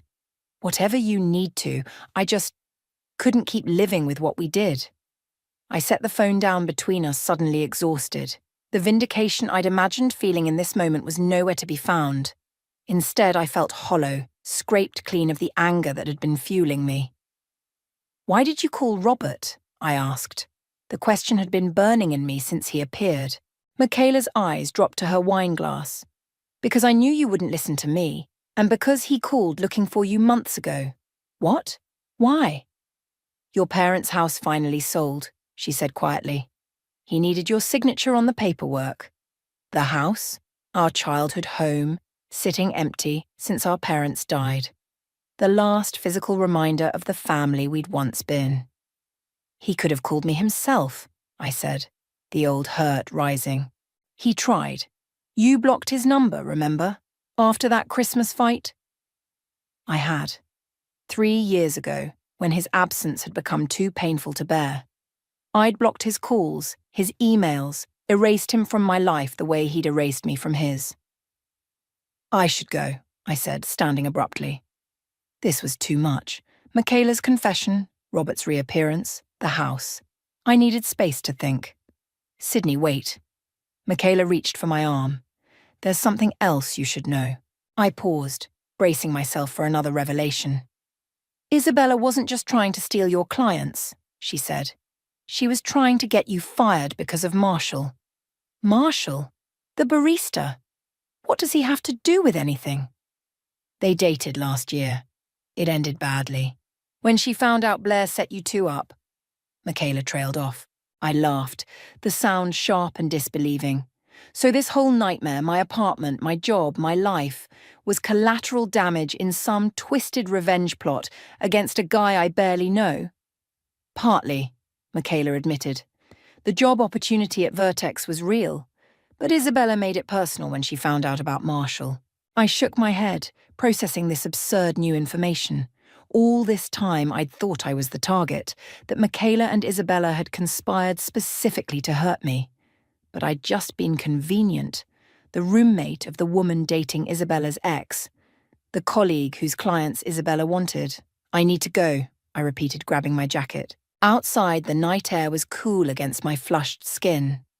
I walked aimlessly, Michaela's confession video burning a hole in my pocket where I'd saved it to my phone. What would using it accomplish now? My job was secure, if tenuous. The apartment would be gone in weeks anyway. And revenge, the thing I'd craved so desperately, suddenly seemed pointless. My phone buzzed with a text from Robert. How did it go with Michaela? I hesitated, then called him instead of texting back. She gave me a recorded confession, I said when he answered. About everything. That's great, he said, sounding genuinely relieved. That should help with the landlord situation, at least until you find a new place. Is it true about the house? I asked abruptly. A pause. Yes. It finally sold. I've been trying to reach you about it for months. Why didn't you try harder? The question came out smaller than I intended. Robert was quiet for a long moment. Because I was ashamed, he finally said, of how I left you, of how I handled everything after Mom and Dad died. It was easier to tell myself you were better off without me than to face what I'd done. The honesty in his voice caught me off guard. I needed you, I said simply. I know. I'm sorry, Sid. I can't change the past, but I'm here now, if you'll let me be. I thought about the last few weeks, the betrayal, the anger, the desperate need for revenge that had nearly cost me everything. How much of my reaction had been about Michaela and Isabella, and how much had been the reopened wound of Robert's abandonment. The house money, I said suddenly. What happens to it? Half is yours, he said. It's in an escrow account waiting for you. Enough for a down payment on your own place if that's what you want. My own place. No roommates, no shared spaces, no vulnerability to someone else's whims. The thought was both liberating and lonely. I need to think, I told him, about everything. Take your time, he said. I'm not going anywhere this time. I ended the call and found myself walking toward Blair's apartment. She answered the door in pajamas, surprise turning to concern when she saw my face. What happened? She asked, pulling me inside. I told her everything, Michaela's confession, the revelation about Isabella and Marshall, the house sale, my conversation with Robert. So, what are you going to do? She asked when I finished. About the confession video? I pulled out my phone, staring at the file. One tap and I could send it to HR, to the landlord, post it online for everyone to see. The revenge I'd wanted served on a silver platter. Delete it, I said, surprising myself. Are you sure? After everything they did? I nodded, pressing delete before I could change my mind. Revenge was destroying me, making me someone I didn't recognize. And Robert? The house money. I don't know yet, I admitted, but I'm done letting the past control my future. Blair smiled, squeezing my hand. That sounds like the Sydney I know. Later that night, I sat on Blair's balcony staring at the city lights. My phone buzzed with a text from Marshall. Free for coffee tomorrow? I thought about Isabella, about her petty revenge that had spiraled into something so destructive, about how easily I'd fallen into the same trap, letting anger consume me. Sorry, not interested in being part of someone else's revenge story, I texted back. His response came quickly. What? I don't understand. Ask Isabella, I wrote, then set my phone aside. Tomorrow I would call Robert about the house money. I would start apartment hunting in earnest. I would rebuild what Michaela and Isabella had tried to destroy, not out of vengeance, but because it was mine to rebuild. The realization settled over me like a blanket. The opposite of betrayal isn't revenge. It's reclaiming what's yours. Your power, your peace, your future. I'd spent weeks trying to burn down what others had taken from me. Now it was time to build something new from the ashes, something that couldn't be so easily destroyed, something that was mine alone. I always thought the universe had a sense of humor, but on my 10th wedding anniversary, I discovered it has a sick one. The morning started perfectly. I woke up early to make Doug's favorite breakfast: blueberry pancakes with real maple syrup, crispy bacon, and that fancy coffee he loves, the one that costs more than my first car payment. I'd been planning this day for weeks. "Something smells amazing," Doug said, wrapping his arms around my waist as I flipped the last pancake. His chin rested on my shoulder, and I leaned back into him, savoring the familiar weight of his body against mine. "Happy anniversary," I whispered, turning to kiss him. His lips tasted like toothpaste and home. "Happy anniversary, Presley." He smiled that crooked smile that still made my stomach flutter after a decade. "I can't believe you remembered the pancakes." "I remember everything." I tapped his nose with my finger. "Including that you have that big meeting with Cooper today. I thought you might need brain food."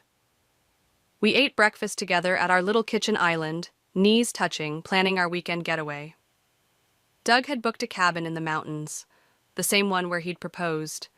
I'd already packed my bag, hiding the new lingerie beneath my hiking clothes. "I have to run," he said, glancing at his watch. "Dinner tonight? That Italian place you love?" "It's a date." I kissed him goodbye, tasting maple syrup and possibility. After he left, I cleaned up the kitchen, humming to myself. 10 years. A decade of building a life with my best friend. We'd weathered job changes, a miscarriage, his father's death. We'd bent, but never broken. I glanced at the clock. 11:30. Doug's meeting with Cooper would be wrapping up soon. On impulse, I decided to surprise him with lunch. I knew how stressed he'd been about this presentation, and I wanted to celebrate with him if it went well, or comfort him if it hadn't. I picked up sandwiches from that deli near his office, pastrami on rye with extra mustard for him, turkey and avocado for me. As I drove downtown, I called Rachel, my best friend since college. "How's the anniversary so far?" she asked. "Perfect. I'm surprising Doug with lunch. Want to meet us?" "Oh, I can't today," she said quickly. "I've got a thing." "A thing?" I laughed. Very specific. "You know how it is," she said. "Have fun with Doug. Tell him I said happy anniversary." I pulled into the parking garage of Doug's building, excitement bubbling in my chest. The security guard waved me through. I visited often enough that he knew me by name. "Hey, Mike," I called. "Is Doug in?" "Sure is, Mrs. Bryant. Been here all morning." I took the elevator to the 14th floor, balancing the bag of sandwiches and 2 iced teas. The receptionist wasn't at her desk, so I walked straight back to Doug's office. His door was closed, but I could hear voices inside. The meeting must be running long. I hesitated, not wanting to interrupt if Cooper was still there. But then I heard laughter, a woman's laughter, not the receptionist or Doug's assistant, a laugh I knew as well as my own. Rachel. My hand froze on the doorknob. Why would Rachel be in Doug's office when she'd just told me she had a thing? I stood there, heartbeat thundering in my ears, as a cold certainty washed over me. I knew before I opened the door. I knew, and still I turned the handle. The first thing I saw was Doug's bare back. The second was Rachel's manicured fingers, the ones I'd held while she cried over her divorce last year, digging into his shoulders. They didn't hear me. They didn't see me. They were too wrapped up in each other on Doug's desk, the desk I'd helped him pick out when he made partner. My body moved on autopilot. I set down the sandwiches. I pulled out my phone. I started recording. The video is 18 seconds long. 18 seconds of my husband and my best friend destroying 10 years of trust. 18 seconds that turned my life into before and after. I closed the door as quietly as I'd opened it. No dramatic confrontation, no screaming. Just the soft click of the latch and the weight of betrayal settling into my bones. In the elevator, a woman asked if I was okay. I must have looked like a ghost. "It's my anniversary," I said, and she smiled sympathetically, assuming my tears were happy ones. I drove home in a fog, muscle memory guiding me through traffic lights and stop signs. Inside our house, the house Doug and I had painted together, arguing over shades of blue for the bedroom, I sat on the edge of our bed and watched the video again, and again, and again. My hands shook as I pressed play for the 4th time. There they were, the two people I trusted most in the world, betraying me on the day that was supposed to celebrate love and commitment. I zoomed in on Rachel's face, contorted in pleasure, on Doug's hands, still wearing the wedding band I'd placed there a decade ago. Something cold and hard crystallized inside me. This wasn't just about sex, this was about lies, about making a fool of me, about breaking something precious and irreplaceable. As I stared at the frozen image on my phone screen, I knew one thing with absolute certainty. They would pay for this, both of them, and I would be the one to collect. I sat in our bedroom for hours, my phone battery draining as I watched the video on repeat. Each viewing should have numbed me. Instead, it only sharpened the pain, like a knife being honed against stone. The sun had set by the time my phone buzzed with Doug's text. "Running late. Meet at the restaurant at 8?" I stared at those casual words. How could he type something so normal when nothing would ever be normal again? I imagined him straightening his tie in his office bathroom, Rachel helping him smooth down his hair, both of them laughing about the wife waiting at home. "Sure," I replied. "See you there." See you. I showered mechanically, water scalding my skin as I scrubbed away tears. The anniversary dress I'd bought, a deep blue that Doug once said matched my eyes, hung on the closet door. I couldn't bear to touch it. Instead, I pulled on jeans and a sweater, clothes for a normal day, not the day my marriage died. My phone buzzed again. Rachel this time. How was the surprise lunch? The audacity stole my breath. She knew I'd planned to surprise Doug. She'd been there, on his desk, when I arrived. Was this some sick game to her? To see how close she could dance to the truth without getting caught? I left her message unanswered and drove to the restaurant in a fog. The maitre d' smiled when I gave Doug's name. "Ah yes, the anniversary dinner. Your husband is already seated." Doug stood when he saw me, his face lighting up with that smile I used to believe was only for me. He changed into a fresh shirt. Of course he had. Couldn't smell like another woman on our anniversary. "There's my beautiful wife," he said, leaning in to kiss me. I turned my face at the last second, his lips grazing my cheek. If he noticed, he didn't show it. "I ordered champagne," he said, gesturing to the bottle chilling beside our table. 10 years deserves the good stuff. I sat down, studying his face across the flickering candle. Did he look different? Was there some mark of betrayal I'd never noticed before? Or had he always been this person, and I'd been too blinded by love to see it? "How is your meeting with Cooper?" I asked, my voice steadier than I felt. "Good. Great, actually." Doug poured champagne into my glass. "He's on board with the expansion plan." "That's all you did today? The meeting with Cooper?" He hesitated, just a microsecond. "Yeah, why? No other meetings? No unexpected visitors?" Another pause. "Just the usual office stuff. Why are you asking?" The waiter appeared to take our orders. Doug chose for both of us. He always did on special occasions. Usually I found it romantic. Tonight it felt like another form of control. "Remember our first date?" Doug asked after the waiter left. "That terrible Chinese restaurant where the waiter spilled soup all over me?" "I remember," I said. "You were wearing your blue shirt, the one Rachel helped you pick out." His smile faltered. "Was it? I don't recall." "Oh, I'm sure it was. Rachel remembers too. We were just talking about it the other day." Doug's fingers tightened around his champagne glass. You and Rachel talk about my shirts? We talk about everything. I met his eyes. Best friends do that. The food arrived, saving him from responding. I watched him cut into his steak, the same hands that had been all over Rachel hours earlier now wielding a knife with practiced precision. I went by your office today, I said suddenly. Doug's fork clattered against his plate. You did? Mm-hmm. Around lunchtime. I took a sip of champagne, letting the moment stretch. But you weren't there. I was probably in the conference room with Cooper. You should have texted. Should I have? I pulled out my phone, set it on the table. Is that what a wife is supposed to do? Text before visiting her husband's office? Give him time to, what, straighten his tie? Zip his pants? Doug's face drained of color. Presley, what are you talking about? I'm talking about you fucking my best friend on your desk on our anniversary. The couple at the next table glanced over. Doug leaned forward, voice low and urgent. Keep your voice down. You're making a scene. I'm making a scene? I laughed, the sound brittle even to my own ears. That's what you're worried about? Let's discuss this at home, he hissed. Not here. Why? Afraid someone might hear what kind of man you really are? You're upset, I get it, but you're jumping to conclusions. Am I? I picked up my phone, turned it toward him. Should I press play, Doug? Let you see what I saw? His eyes widened as understanding dawned. You recorded us? 18 seconds of my husband and my best friend betraying me. Want to watch it? Maybe the waiter would like to see too. Doug reached for my hand. I yanked it away. Presley, please. It's not what you think. It's exactly what I think. I stood up, legs shaking.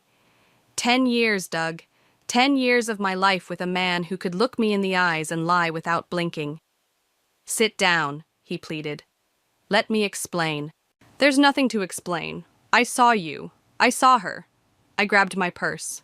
Enjoy your anniversary dinner. I'm sure Rachel's available if you need company. I walked out of the restaurant with my head high, ignoring the curious stares.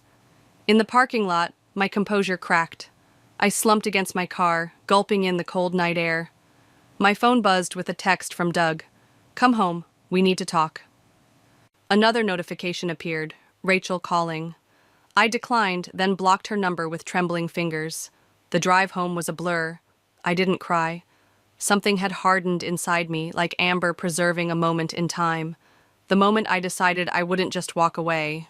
They thought they knew me. Sweet, trusting Presley who always saw the best in people. They had no idea what I was capable of. I pulled into our driveway and sat in the dark, formulating a plan. Doug would come home expecting tears, apologies, maybe even forgiveness. He would find none of those things. Thunder rolled outside our bedroom window, nature's percussion matching my stormy thoughts. I hadn't slept. How could I, knowing Doug would eventually come home to explain away his betrayal? I'd heard his key in the lock around midnight, his hesitant footsteps in the hallway, but he'd retreated to the guest room without confronting me. Coward. By morning, the rain was hammering against the roof in angry sheets. I dressed for work methodically, black pencil skirt, white blouse, armor for the battlefield my life had become.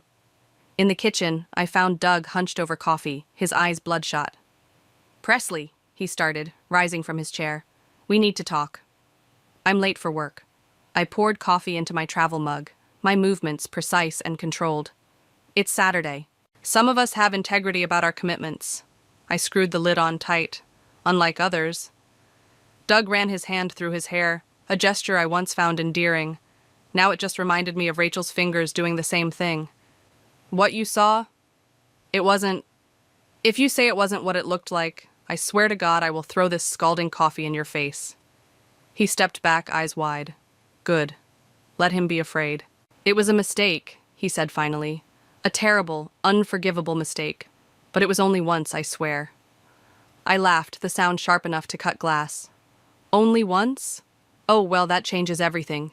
Should we renew our vows now or wait until after breakfast? Presley, please. Has she called you? I asked suddenly. Rachel, have you talked to her since I left the restaurant? His hesitation told me everything. Of course you have. I moved toward the door. You two probably had a good laugh about your hysterical wife. It's not like that. Doug blocked my path. She's worried about you. We both are. Move. Not until you listen. I set down my coffee, pulled out my phone, and dialed. Hi, Mark, it's me. Can you come over? Doug won't let me leave the house. My voice broke convincingly. I'm scared. Doug's face paled. You called your brother? Jesus, Presley, I'm not keeping you prisoner. I ended the call. Then move. He stepped aside, hands raised in surrender. This isn't solving anything. I'm not interested in solving anything, I said, retrieving my coffee. I'm interested in surviving. I drove to work despite it being Saturday, needing somewhere to go that wasn't home. The office was quiet, just a few dedicated souls catching up on paperwork. I locked myself in my office and finally allowed myself to cry, quick, angry tears that I wiped away almost as soon as they fell. My phone buzzed with texts from Doug, from Mark asking if I was okay, and most infuriatingly, from Rachel. We need to talk, please. It's not what you think. I blocked her number again, wondering how she'd gotten through after I'd blocked her yesterday. Technology, like loyalty, apparently had its limits. A knock at my door made me jump. Presley, you okay in there? It was Layla, my closest work friend, peering in with concern. I thought I heard someone. I quickly wiped my eyes. Just catching up on some reports. Layla stepped in, closing the door behind her. On a Saturday? In yesterday's makeup? She sat down across from me. What happened? Something about her direct gaze broke my composure. The story spilled out. The anniversary, the surprise lunch, the video, the disastrous dinner. Oh, honey. Layla reached across the desk to squeeze my hand. I've been exactly where you are. I blinked in surprise. You have? 3 years ago, Tom and his dental hygienist. She smiled grimly. Such a cliché, right? I didn't know. We worked through it, counseling, lots of tears, more anger than I knew I could feel. She shrugged. It was the hardest thing I've ever done, but our marriage is stronger now. I stared at her, incredulous. You forgave him? Eventually. Not right away. She leaned forward. Look, I'm not saying that's your path, but don't make any decisions while you're still in shock. I'm not in shock, I said. I'm in hell. That too. She squeezed my hand again. Whatever you need, I'm here. After Layla left, I sat at my desk, turning her words over in my mind. Forgiveness? The very idea made my stomach turn, and yet, seeing her, strong, confident Layla, talk about working through betrayal made me wonder if I was overreacting. No. The image of Doug and Rachel flashed in my mind. This wasn't about sex. It was about trust, about respect, about 10 years of my life built on quicksand. My phone buzzed with a text from a number I didn't recognize. It's Mia. Rachel's a mess. She says there's more to the story. Can we meet? Mia, our mutual friend, always caught in the middle. I hesitated, then replied, Starbucks on 4th, 1 hour. I arrived early, choosing a table in the corner where I could watch the door. Mia rushed in 15 minutes late, her curly hair damp from the rain. Thanks for meeting me, she said, sliding into the chair across from me. I wasn't sure you would. I almost didn't. I stirred my untouched latte. What's this more to the story bullshit Rachel's feeding you? Mia fidgeted with her coffee sleeve. She says it was a one-time thing, that she was helping Doug plan your anniversary surprise and things. Escalated. My anniversary surprise was sex on his desk? I laughed bitterly. How thoughtful. She's devastated, Presley. She knows she betrayed you. Good. The thing is, Mia hesitated. I think there's something else going on, something neither of them is saying. I leaned forward. What do you mean? Rachel mentioned financial problems, something about Doug being in trouble. She shook her head. I don't know details, but she was crying about how she'd made everything worse. I sat back, processing this new information. Doug, in financial trouble. He handled our money, our investments, our future. Why would sleeping with my husband solve financial problems? I asked. I don't know. Mia looked miserable. I just thought you should know there might be more going on. As I drove home, rain lashing against my windshield, a new plan began forming in my mind. If Doug was hiding financial secrets alongside his infidelity, I needed to know. Before confronting him, before deciding anything, I needed the full picture.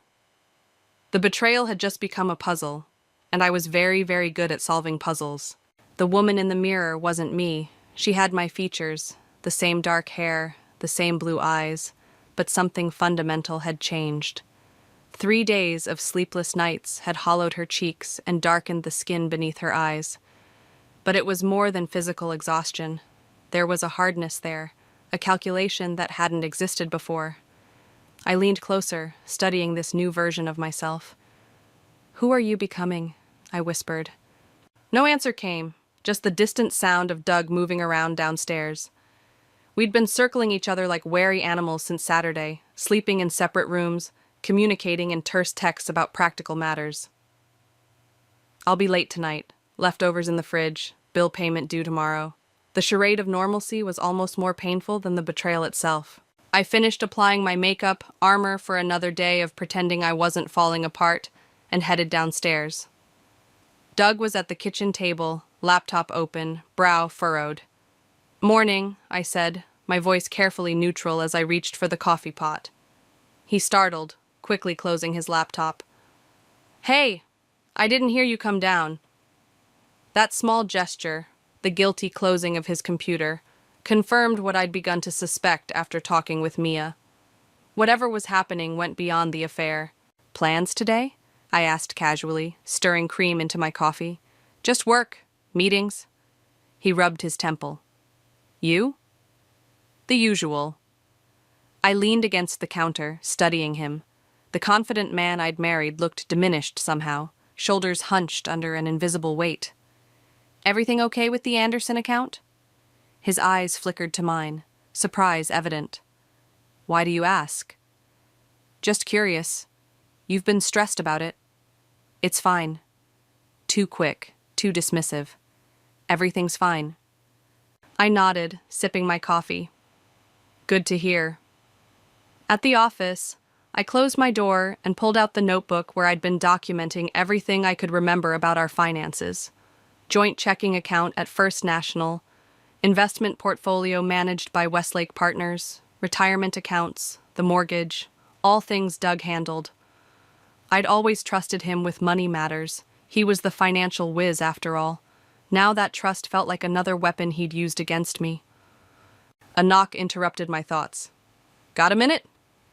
It was Guillermo, one of our senior analysts. "I need your signature on these reports." "Sure," I gestured to the chair across from me. "How's everything going with the Miller project?" "On track." He set the reports down, then hesitated. "Are you okay, Presley? You seem different lately." I forced a smile. "Just tired. Busy time of year." Guillermo studied me, his dark eyes kind, but penetrating. "If you need anything, work-related or otherwise, I'm here." "I appreciate that." After he left, I stared at the closed door, thinking about his offer. Guillermo had gone through a messy divorce last year. Maybe he could help navigate the financial labyrinth I was facing, but that would mean admitting my marriage was over. I wasn't ready for that. Not yet. My phone buzzed with a text from Mark. "Lunch today? Need to talk to you." I met my brother at a deli near his office. Mark was already there, his expression grim as I slid into the booth across from him. "You look like hell," he said by way of greeting. "Thanks. You always know just what to say." He pushed a sandwich toward me. "Turkey on rye, extra pickles. Eat." I took a bite to appease him, though food had lost its appeal days ago. "What's so urgent?" Mark leaned forward, lowering his voice. "I ran into Rachel yesterday." My stomach clenched. "And?" "She was a mess, Press. Crying, begging me to convince you to talk to her." "Did she happen to explain why she was screwing my husband?" Mark winced. "She tried. Something about helping Doug with financial problems and things getting complicated." "That's the story she's going with?" I set down my sandwich. That she slept with my husband as some kind of... What? Financial aid? I'm just telling you what she said. Mark's eyes softened. Look, what they did is inexcusable. But you need to talk to Doug. Really talk, not just exchange cold shoulders and colder texts. Why? So he can lie to me again? So you can figure out what you want to do. Mark reached across the table, covering my hand with his. Are you filing for divorce? Trying to work it out? You need information to make those decisions. I pulled my hand away. I'm getting information, just not from them. Mark's eyebrows rose. What does that mean? It means I'm not as naive as everyone thinks. I stood up, suddenly needing to escape his concerned gaze. Thanks for lunch. Presley, wait. I have to get back to work. I spent the afternoon making calls to our bank, our investment firm, our accountant. Each conversation revealed another layer of deception. Accounts I didn't know about, withdrawals I couldn't explain, a second mortgage taken out 6 months ago. By 5 o'clock, I had a clearer picture, and it was uglier than I'd imagined. Doug hadn't just betrayed me emotionally, he'd put our financial future at risk. I was still processing this when my phone rang. Cooper James, Doug's business partner. Presley? Sorry to bother you, but is Doug with you? No, why? He missed our investor meeting, not answering his phone. It's not like him. A cold feeling settled in my stomach. When did you last hear from him? This morning. We were supposed to discuss... Cooper paused. Well, some discrepancies in the accounts. What kind of discrepancies? Another pause. I think that's something you should discuss with Doug. Cooper, I said, my voice steady despite my racing heart. If my husband is in trouble, I need to know. The silence stretched so long I thought he'd hung up. There's money missing, he finally said. A lot of money. And the trail leads to Doug. After we hung up, I sat motionless, staring at the wall. The betrayal had just expanded exponentially. Not just an affair, but theft, embezzlement. My phone buzzed with a text from an unknown number. It's Rachel. Please don't block this number. There's something you need to know about Doug. He's not who you think he is. None of this is what you think. I stared at her message, anger and curiosity warring within me. Then I made a decision.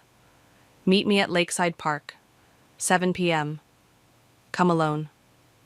It was time to hear what my former best friend had to say. Not because I was ready to forgive, but because I needed every weapon I could get for the war ahead.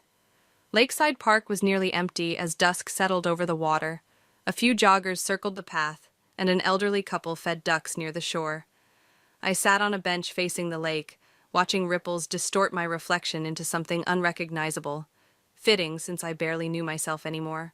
The sound of hesitant footsteps made me look up. Rachel stood a few feet away, her usual confident posture replaced by something smaller, more uncertain. Her eyes were red-rimmed, her normally perfect makeup absent. Thank you for meeting me, she said, her voice barely audible above the evening breeze. I didn't invite her to sit. Talk. She wrapped her arms around herself, as if cold, despite the mild evening. I don't know where to start. How about with why you were fucking my husband on our anniversary? Rachel flinched. I deserve that. I deserve worse. She took a shaky breath. What happened between Doug and me? It wasn't planned. It wasn't an affair. I have video evidence that says otherwise. That was the first time. Her eyes met mine, pleading. The only time. And it happened because I was trying to help him fix the mess he'd created before you found out. I laughed bitterly. So sleeping with him was what? A bonus service? It was a mistake. The biggest mistake of my life. She moved closer, though still keeping a safe distance. But you need to know what Doug's involved in. It's bad, Presley. Really bad. Cooper already told me about the missing money. Rachel shook her head. It's more than that. Doug's been laundering money for some very dangerous people, the kind who don't forgive mistakes. The world seemed to tilt beneath me. What are you talking about? He approached me 6 months ago, asking for legal advice. Rachel's voice dropped lower. He was already in deep, gambling debts, bad investments. He borrowed money from the wrong people. And you, being such a good friend, decided to help him hide it from me? My voice rose despite my effort to stay calm. For 6 months? I thought I could fix it. Her composure cracked. I thought if I helped him repay the money, you'd never have to know how close he came to losing everything. So you just lied to my face, day after day. To protect you. To protect him, I corrected. And yourself. Rachel's shoulders slumped. Maybe you're right. Maybe I was protecting all of us from the truth, that Doug isn't who we thought he was. A jogger passed, glancing curiously at our tense standoff. I waited until he was out of earshot before continuing. Why should I believe anything you're saying? Rachel reached into her purse and pulled out a thumb drive. Because I brought proof, financial records, emails, everything I've gathered over the past 6 months. It's all here. I stared at the small device she held out. And the sex? Was that part of your protection plan too? Her hand trembled. That day in his office, he told me he couldn't pay the money back, that these people were threatening him, threatening you. I was trying to calm him down, figure out what to do next, and then she shook her head. It just happened. One terrible, stupid moment of weakness. On our anniversary. The date still stung like salt in an open wound. I didn't know it was your anniversary until after when you called. Tears spilled down her cheeks. I hate myself for what I did to you.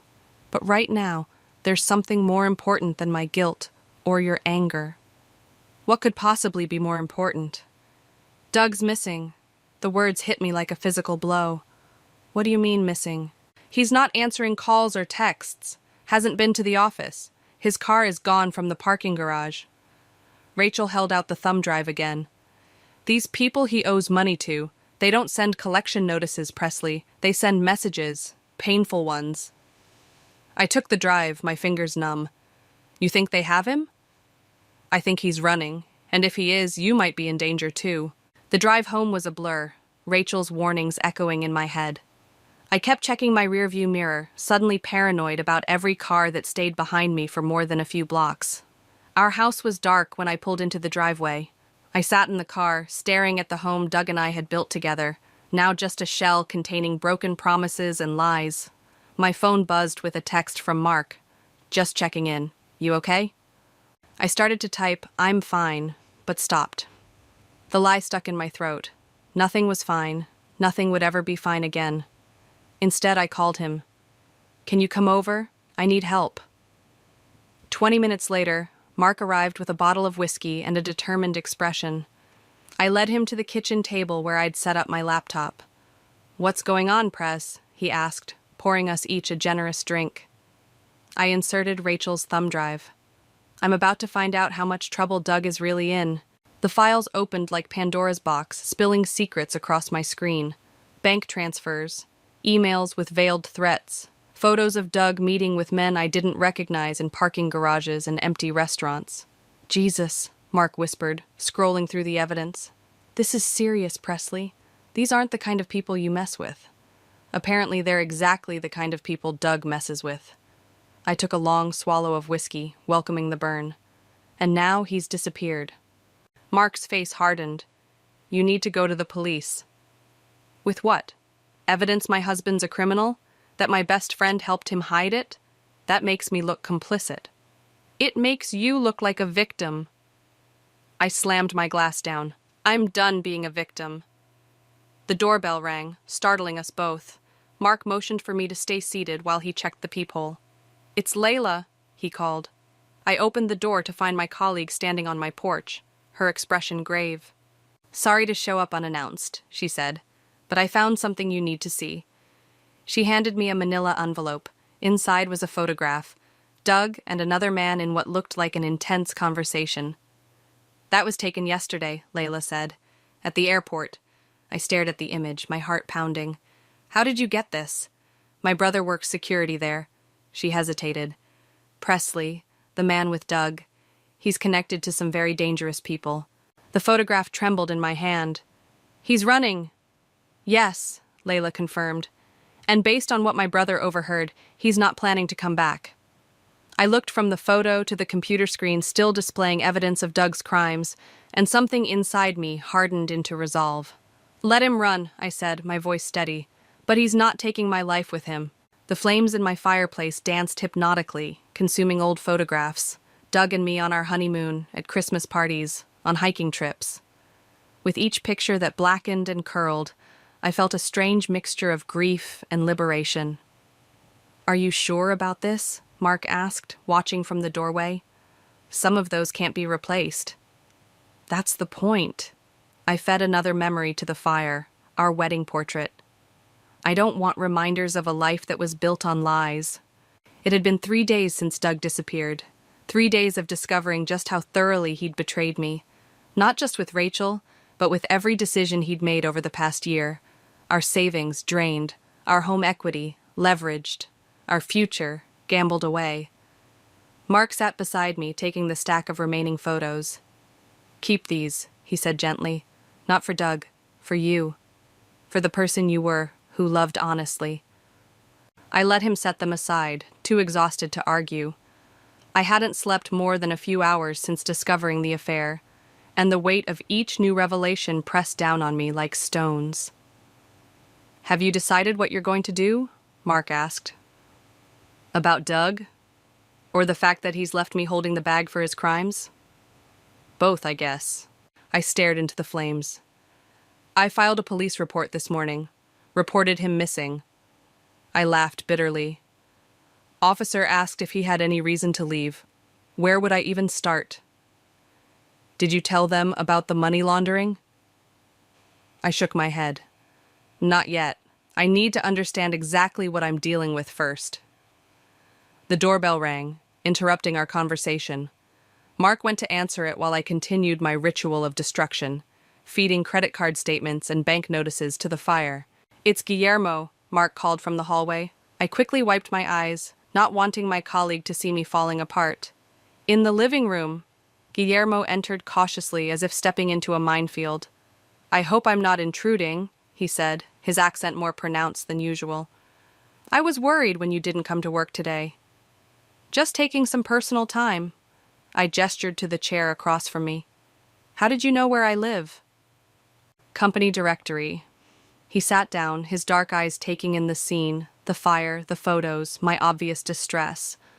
"Presley, what's happening? Is there anything I can do?" Something about his genuine concern cracked my carefully constructed facade. The story spilled out. Doug's betrayal, his criminal activities, his disappearance. "So now I'm left with nothing but debt and potential criminal charges," I finished, my voice hollow. Guillermo leaned forward. "You need a lawyer, a good one." "I can't afford one. Doug made sure of that." "I know someone." He pulled out his phone. "My ex-wife tried to frame me for tax fraud during our divorce. This attorney saved me." As he made the call, arranging a meeting for the following morning, I studied him with new eyes. Guillermo had always been kind, professional, but this level of personal involvement surprised me. "Why are you helping me?" I asked after he hung up. His expression softened. "Because I know what it's like to have your life destroyed by someone you trusted, and because—" He hesitated. "Because you deserve better than this." The simple kindness of his words hit me harder than any of the betrayals had. I turned away, not wanting him to see the tears threatening to fall. "Thank you," I managed. After Guillermo left, promising to pick me up for the lawyer meeting, Mark gave me a knowing look.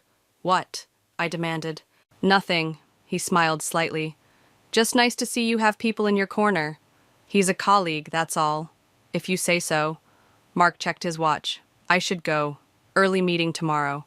"You don't have to babysit me. I'm not going to do anything stupid." "Aren't you?" He gestured to the fire. "This revenge plan you're cooking up. Where does it end, Press?" "It ends with Doug facing consequences for once in his life." Mark sighed. "Just be careful. Revenge has a way of burning the person who seeks it." After he left, I sat alone by the dying fire, turning his words over in my mind. Was this about justice, or was I just lashing out in pain? The line between the two had blurred beyond recognition. My phone buzzed with a text from Rachel. "Need to talk." Cooper found something. It's urgent. I hesitated, then replied, I'm done talking. Her response came immediately. This isn't about me or Doug, it's about you. These people think you have their money. A chill ran through me that had nothing to do with the cooling embers. What people? The ones Doug owes. They came to the office looking for him, asked about you. I stared at her message, fear crystallizing into something harder, colder. What did you tell them? That I didn't know where either of you were. Presley, they weren't asking nicely. I set the phone down, my hands shaking. This wasn't just about exposing Doug anymore. It wasn't even about revenge. It was about survival. The doorbell rang again, startling me. It was nearly midnight, too late for casual visitors. I approached cautiously, peering through the peephole. Layla stood on my porch, her expression urgent.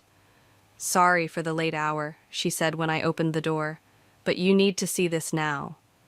She thrust her phone at me. On the screen was a news article. Local businessman found unconscious after apparent assault. The businessman was Cooper. He's in the ICU, Layla said. Police are saying it was a robbery, but my brother's friend works hospital security. Cooper was beaten methodically, professionally. This wasn't random. I pulled her inside, locking the door behind her. Did he say anything before they hurt him? That's why I'm here. Layla's voice dropped. He regained consciousness briefly, asked for you, said something about a safe deposit box. What safe deposit box? I don't know. But whatever Doug was involved in, it's escalating. She gripped my arm. These people aren't playing games, Presley, and they think you know something. I sank onto the stairs, the reality of my situation crashing down on me. Doug hadn't just betrayed me emotionally, he'd left me in physical danger. I need to find that safe deposit box, I said, my voice steadier than I felt. Before they do. Layla nodded. I'll help you, but we need to move fast. As I gathered my purse and keys, a new message appeared on my phone, from an unknown number. We know Doug ran. We know you have access to what's ours. You have 24 hours. No signature, no explanation needed. The clock was ticking. Morning light streamed through the bank's windows, catching dust motes in golden beams that seemed mockingly cheerful. I gripped the counter, forcing my voice to remain steady. I need to access my husband's safe deposit box. The bank manager, his nameplate read Timothy, smiled apologetically. I understand, Mrs. Bryant, but without your name on the account or your husband present, my husband is missing. I slid the police report across the counter. And I have reason to believe this box contains evidence relevant to his disappearance. Timothy examined the report, his smile fading.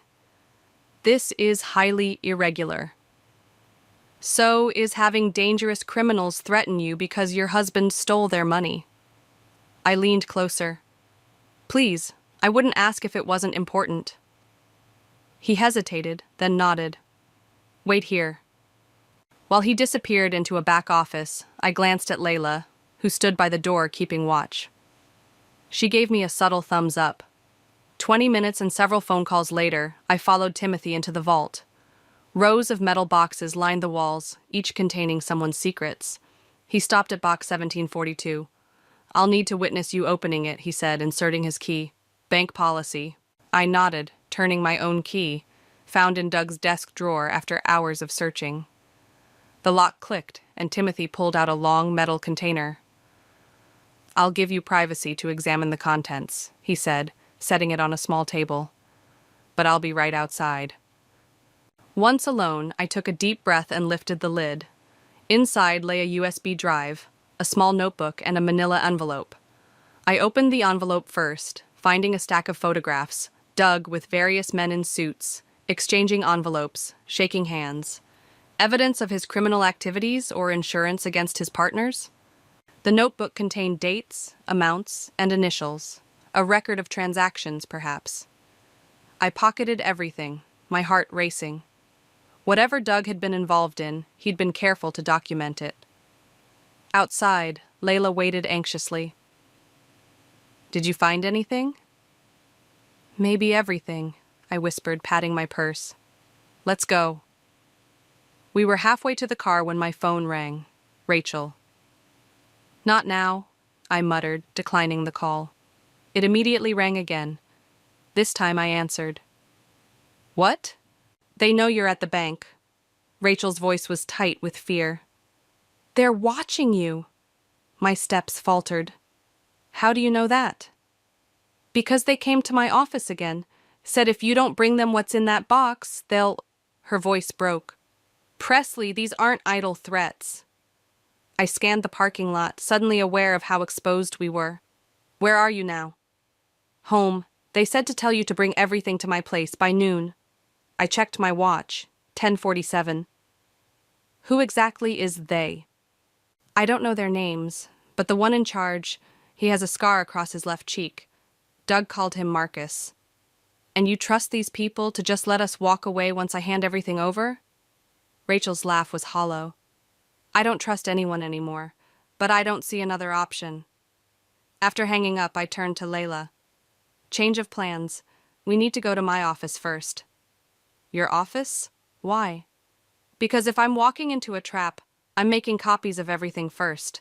30 minutes later, I stood in the empty copy room, duplicating every page of Doug's notebook while Layla kept watch. Guillermo appeared in the doorway, his expression concerned.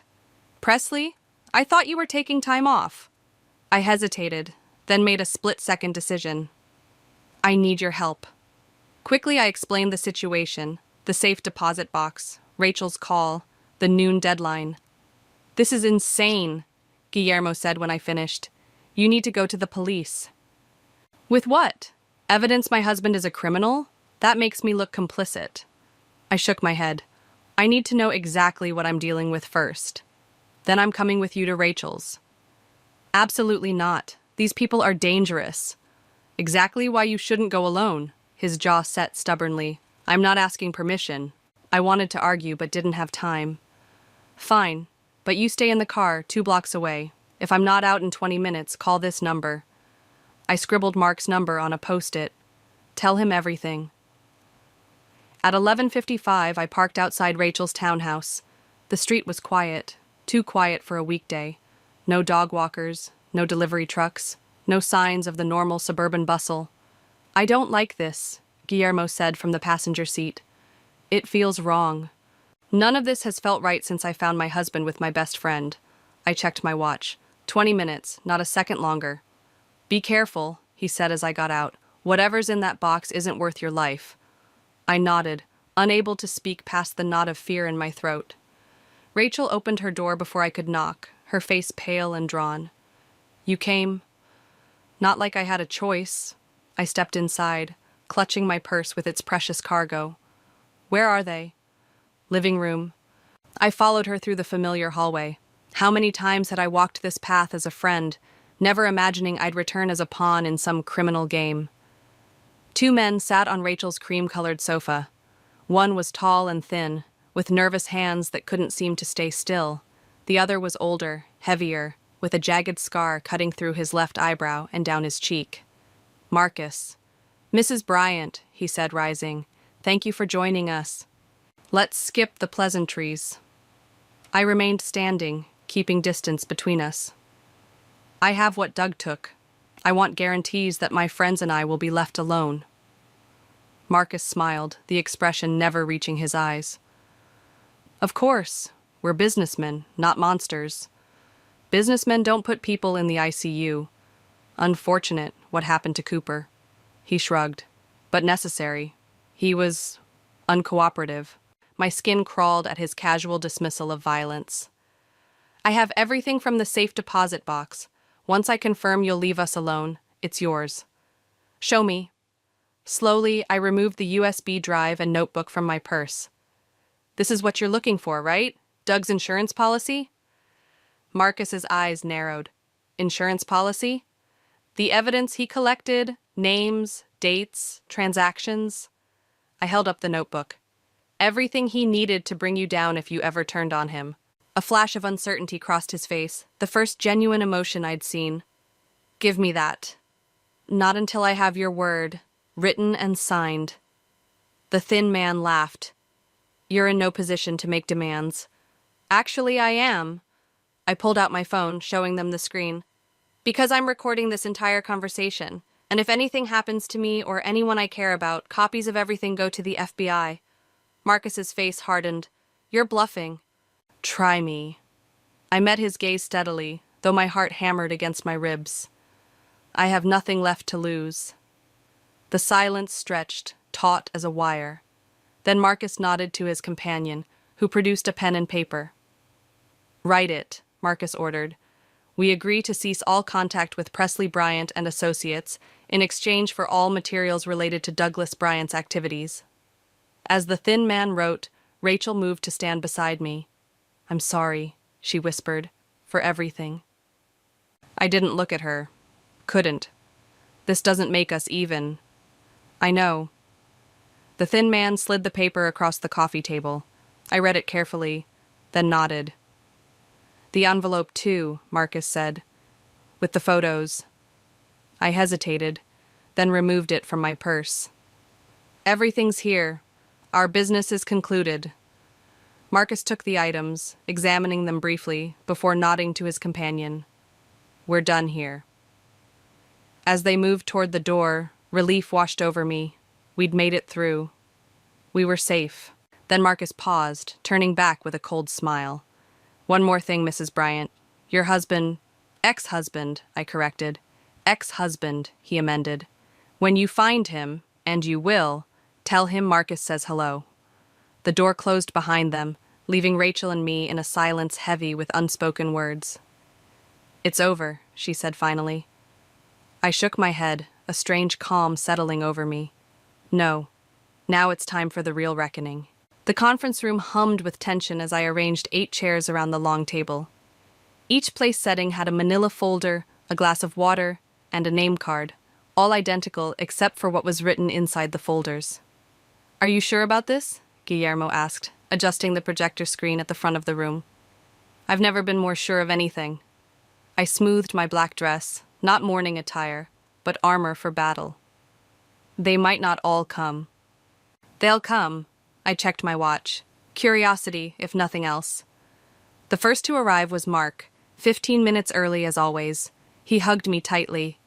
You don't have to do this, you know. I do, actually. I gestured to his seat. For me. Layla arrived next, then Mia, both offering tentative smiles.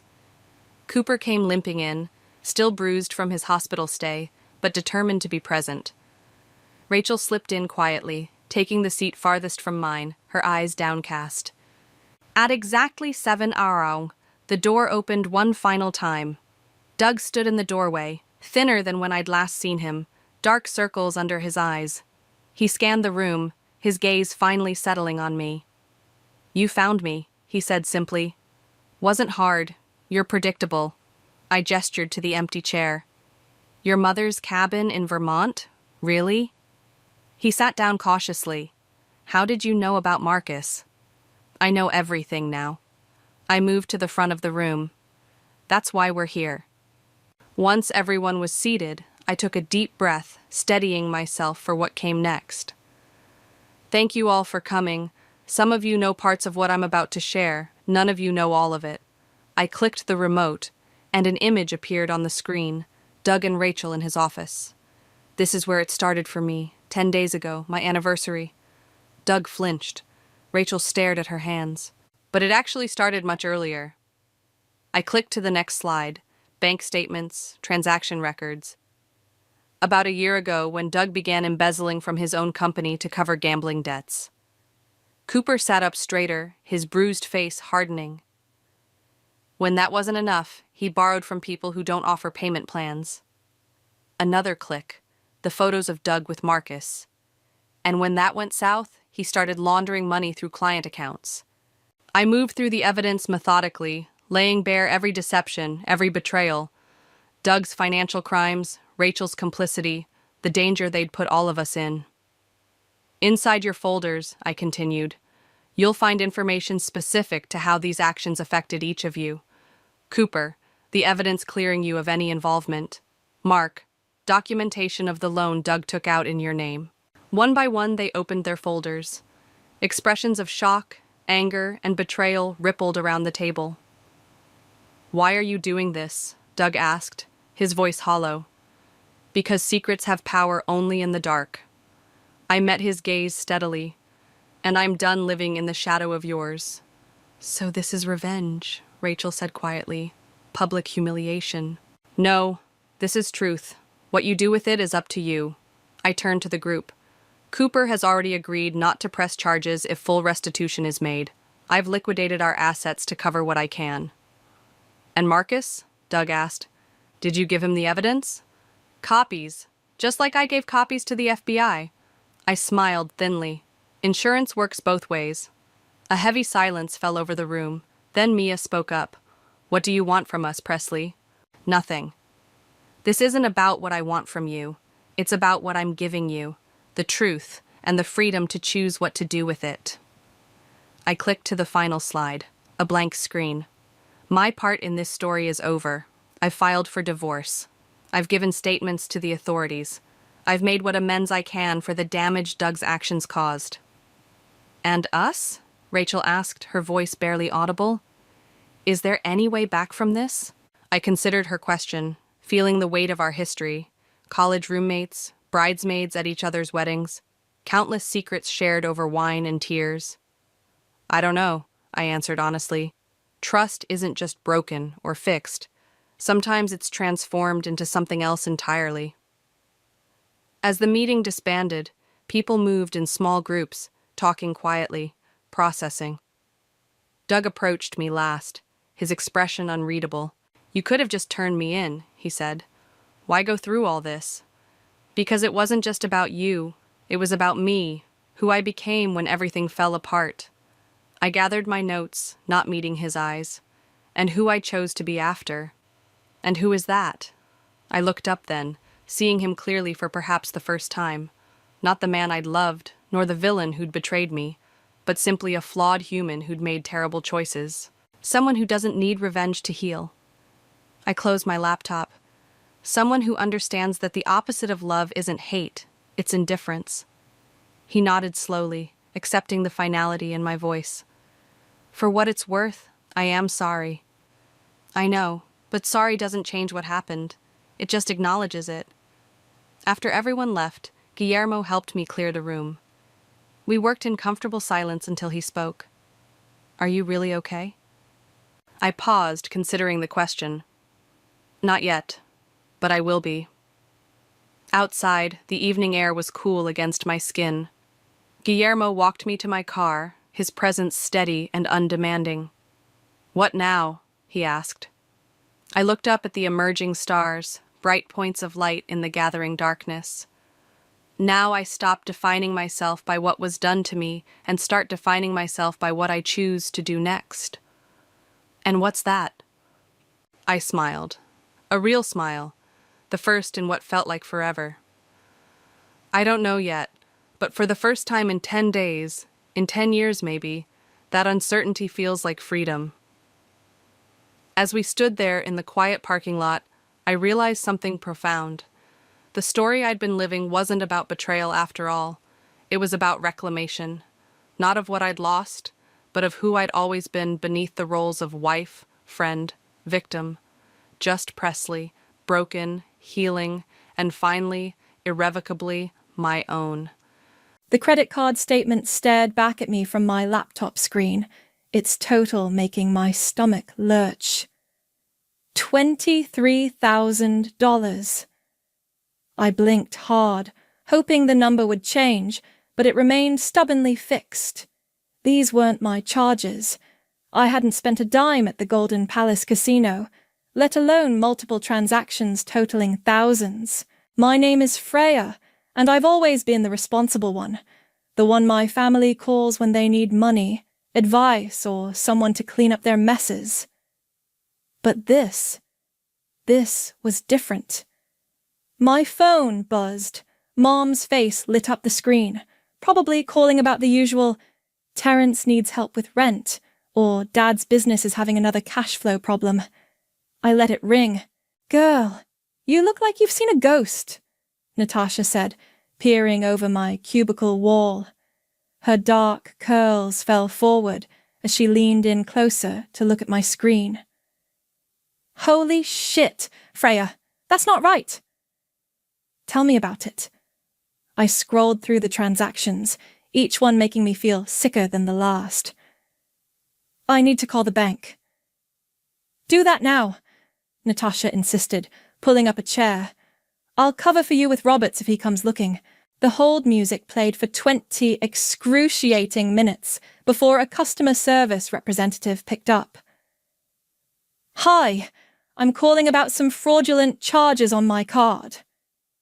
As I explained the situation, the representative's voice grew concerned. Ms. Murray, these charges were actually authorized with your PIN. Do you share your card with anyone? No, absolutely not. But even as I said it, a memory surfaced. Mom asking to borrow my card last month for emergency groceries. There's something else, the representative continued. There appears to be a credit line increase request submitted last week under your name. My hands started shaking. I never requested that. Just then, my phone buzzed again. A text from Terrence. Hey sis, can you spot me $500? Just until payday. Promise I'll pay you back this time. I stared at the message, my vision blurring with tears of anger. This was the same brother who still owed me $3,000 from his last emergency. The brother Mom and Dad always said needed extra support because he was sensitive. Freya. Natasha's voice was gentle. What do you want to do? Before I could answer, my phone rang again. Dad this time. I answered, my voice tight. Hey, Dad. Princess, your mother's been trying to reach you. We need to discuss something important. Would that something be the $23,000 charged to my credit card at a casino? The silence on the other end was deafening.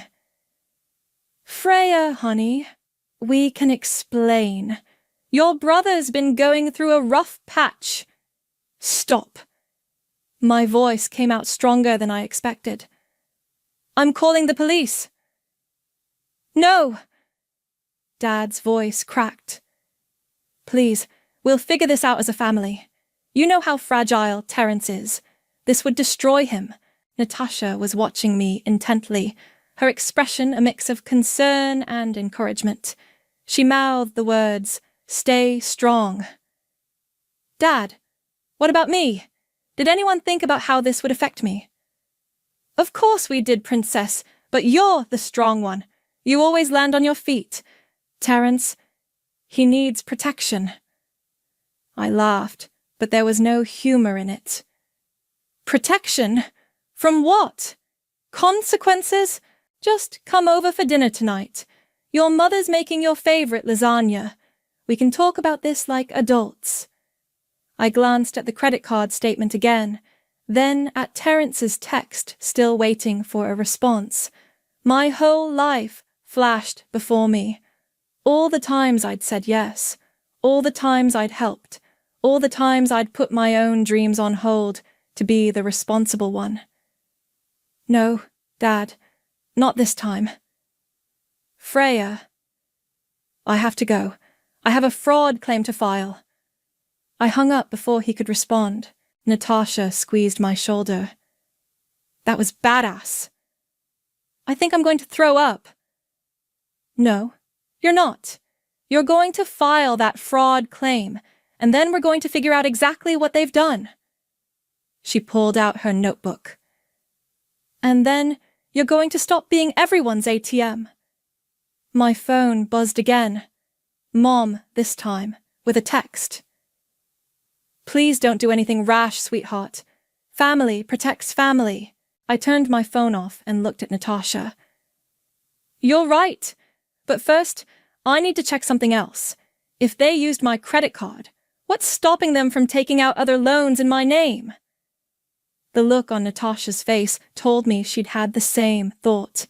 As I opened a new tab to check my credit report, I could feel my hands steadying, my shock giving way to determination. For the first time in my life, I wasn't going to protect my family. I was going to protect myself. Personal loan, $45,000, approved March 15th.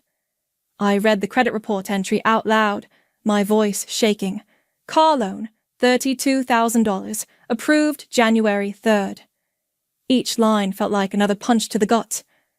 I never applied for any of these. Natasha and I had moved our investigation to her apartment after work. Empty takeout containers littered her coffee table as we dug deeper into the financial mess my family had created. How did they even get approved for these? Natasha asked, scrolling through the documents on her laptop. They had everything they needed. My social security number, birth certificate, all my personal information. I rubbed my temples. They're my parents. I trusted them with everything. My phone, which I'd turned back on, buzzed with another message from Terence. Come on, sis. Don't be like that. Just answer Mom and Dad's calls. Look at this, Natasha said, turning her laptop toward me. She'd pulled up my bank statements from the past year. These regular transfers to this account, is that Terence's? I leaned in closer. Yeah, that's his. Mom said he needed help with rent. My voice trailed off as I did the math. $5,000 a month? That's more than his entire rent should be. A knock at the door made us both jump. Natasha checked the peephole and then opened it, revealing Dean from work, carrying a stock of papers.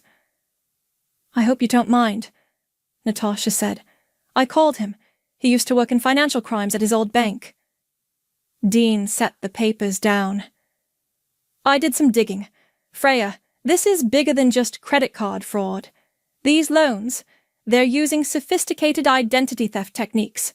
Someone knew exactly what they were doing. My dad, I said quietly. He works in finance. He'd know how to do this. Dean sat down across from me. There's something else. I found multiple accounts at Golden Palace Casino under variations of your name. They've been active for months. My phone rang again. Mom. This time I answered and put it on speaker. Freya, please come home. We need to talk about this as a family. Like how you talked to me before taking out loans in my name. Your brother needed help. He was in trouble with some very dangerous people. We had no choice. I caught Dean's eye as he mouthed, "Record this." Natasha was already hitting record on her phone. So you decided to steal my identity? My voice was steady now, fueled by anger. Don't be so dramatic. We're your parents. Everything we have is yours anyway. We just needed to help Terence get back on his feet. By destroying my credit, by stealing hundreds of thousands of dollars in my name. Keep your voice down, Mom hissed. Your brother might hear you. He's very fragile right now. Dean was frantically writing something on a notepad. Ask about the casino accounts. Mom, what about the casino accounts in my name? There was a long pause. I don't know what you're talking about. Golden Palace Casino. Multiple accounts. Ring any bells? That's nothing for you to worry about. Your father has it under control. Natasha made a disgusted noise. Dean kept writing. Get her to admit to the loans. So you and Dad did take out those loans using my information? Of course we did. And you should be grateful. Do you know what would have happened to Terence if we hadn't? Those gambling debts would have gotten him killed. I felt the blood drain from my face. Dean and Natasha exchanged looks. Mom, you just admitted to committing identity theft. That's a federal crime. Don't you dare threaten me. I am your mother. Not anymore. I hung up. The silence in the room was heavy. Dean broke it first. Freya, you have enough evidence here for a solid case, that recording alone. I found something else, Natasha interrupted, holding up a stack of mail she'd retrieved from her bag. These fell out of your desk when you were moving stuff earlier. They're bank statements addressed to your apartment, but they're not yours. I grabbed the envelopes. They were indeed addressed to my apartment, but to T. Murray, Terence. Inside were statement after statement showing massive casino withdrawals and overdraft fees. He's been using my address, I whispered. They've all been lying to me for months. Years, probably.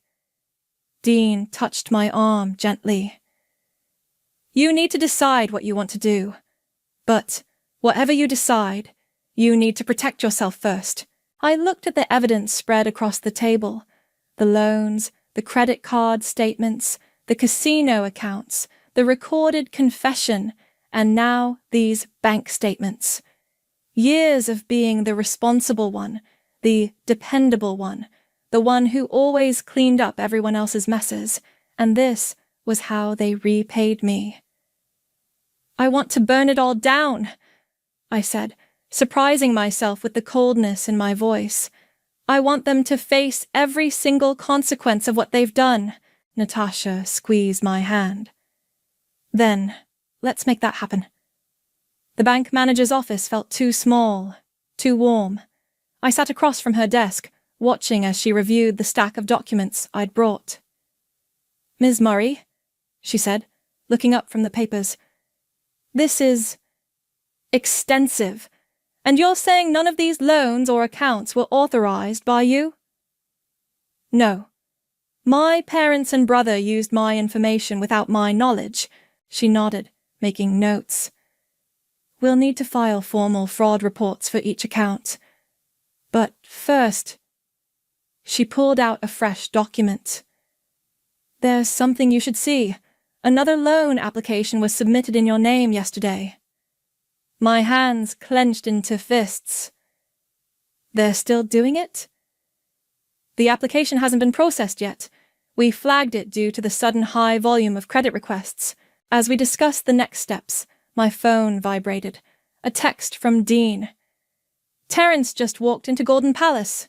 Want me to follow? I hadn't expected Dean to actually stake out the casino, but I texted back immediately. Yes. Please. The bank manager was still talking. And we'll need you to sign these forms to begin the investigation. 20 minutes later, I walked out with a thick folder of documentation. Dean was waiting in his car across the street. You won't believe what I saw, he said as I got in. Your brother's in there right now, throwing around hundreds like they're nothing. He's at the high-stakes poker table. Take me there. The casino was gaudy, all flashing lights and electronic chimes. Dean led me to an observation area above the poker tables. There was Terence, surrounded by chips, laughing with a cocktail in his hand. Would you like a drink, sir? A waitress appeared beside us. No, thank you. Dean started. Yes, I interrupted. I'll have whatever he's having. I pointed at Terence. Minutes later, I walked down to the poker table, drink in hand. Terence didn't notice me at first, too focused on his cards. Hitting it big, little brother? He looked up, his smile faltering for just a second before returning, broader and faker than before. Freya, come to join the fun? Where'd you get the money, Terence? He laughed, loud and hollow. What are you, Mom? I'm working now, remember? Really? Because last I heard, you needed to borrow $500 for rent. The other players were starting to look uncomfortable. Terence's smile became fixed. Let's talk about this later, sis. Let's talk about it now. Let's talk about the loans in my name, the credit cards, the casino accounts. Terence's face darkened. You're making a scene. You're making a felony. He stood up abruptly, grabbing my arm and pulling me away from the table. Dean started forward, but I waved him back. What the hell is wrong with you? Terence hissed, once we were in a quiet corner. Me? You stole my identity. I didn't steal anything. Mom and Dad handled all that. They're just trying to help me get back on my feet. With my money? My credit? He smirked, and in that moment, I saw him clearly for the first time. Come on, Freya. We both know you're the responsible one, the successful one. You can handle this. I'm the one who needs help. You need help, all right. Professional help. Don't act all high and mighty. You've always loved playing the martyr, haven't you? Perfect Freya, always sacrificing for the family. My phone buzzed. A text from Natasha. Got the footage from the bank security cameras. Clear shots of your dad submitting the loan applications. Terence glanced at my phone. What are you going to do? Turn us in? They're your parents, Freya. They'll never forgive you. Maybe I'll never forgive them. He laughed again, but there was an edge to it now. You know what's funny? Mom and Dad are so worried about you finding out, but I told them not to stress. I said, Freya will cave. She always does. She'll cry and yell, but in the end, she'll help us fix it. She always does. I took a slow sip of my drink, letting his words sink in. Then I pulled out my phone and dialed. Who are you calling? The police. His smirk vanished. You're bluffing. Hello? Yes, I'd like to report multiple instances of identity theft and fraud. I'm at Golden Palace Casino, and one of the perpetrators is here right now, gambling with stolen money. Terence lunged for my phone, but Dean was suddenly there, stepping between us. Don't, Dean said quietly. You've done enough. Terence looked from Dean to me, his face contorting with rage. You stupid bitch! You have no idea what you're doing. Actually, I said, watching as 2 security guards approached, responding to Dean's signal. For the first time in my life, I know exactly what I'm doing. The guards reached us just as Terence tried to run. As they detained him, I could hear him shouting, Call Mom! Call Dad! Freya's lost her mind. But I wasn't listening anymore. I was already walking away, sending a group text to my parents. Terence is about to be arrested. Your turn is coming. I have everything documented. Dean fell into step beside me. You okay? No, I said, but I will be. The police station's fluorescent lights made everything look harsh and unreal. I sat in a hard plastic chair, watching through a window as Terence was processed. Mom and Dad hadn't arrived yet, but their frantic texts kept lighting up my phone. You need to eat something, Dean said, offering me a sandwich from the vending machine. I can't. Detective Rivera sat down across from us, spreading out photos of the bank surveillance footage. Your father is clearly visible in these images, submitting documents in your name. Combined with the recorded phone conversation with your mother, we have a solid case. My phone rang again. Dad. You should answer it, the detective said, nodding to her colleague to record the call. I put it on speaker. Hello? Freya. What have you done? Dad's voice was trembling. They're holding your brother like a common criminal. He is a criminal. So are you and Mom. We are your family. Everything we did was to protect... To protect Terence, I know, but who was protecting me? You're being selfish. Your brother could face jail time. Detective Rivera slid a notepad across the table. Ask about the latest loan application. Dad, why did you submit another loan application in my name yesterday? A pause. Who told you about that?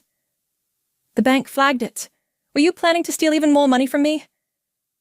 It's not stealing when it's family. Terence needed...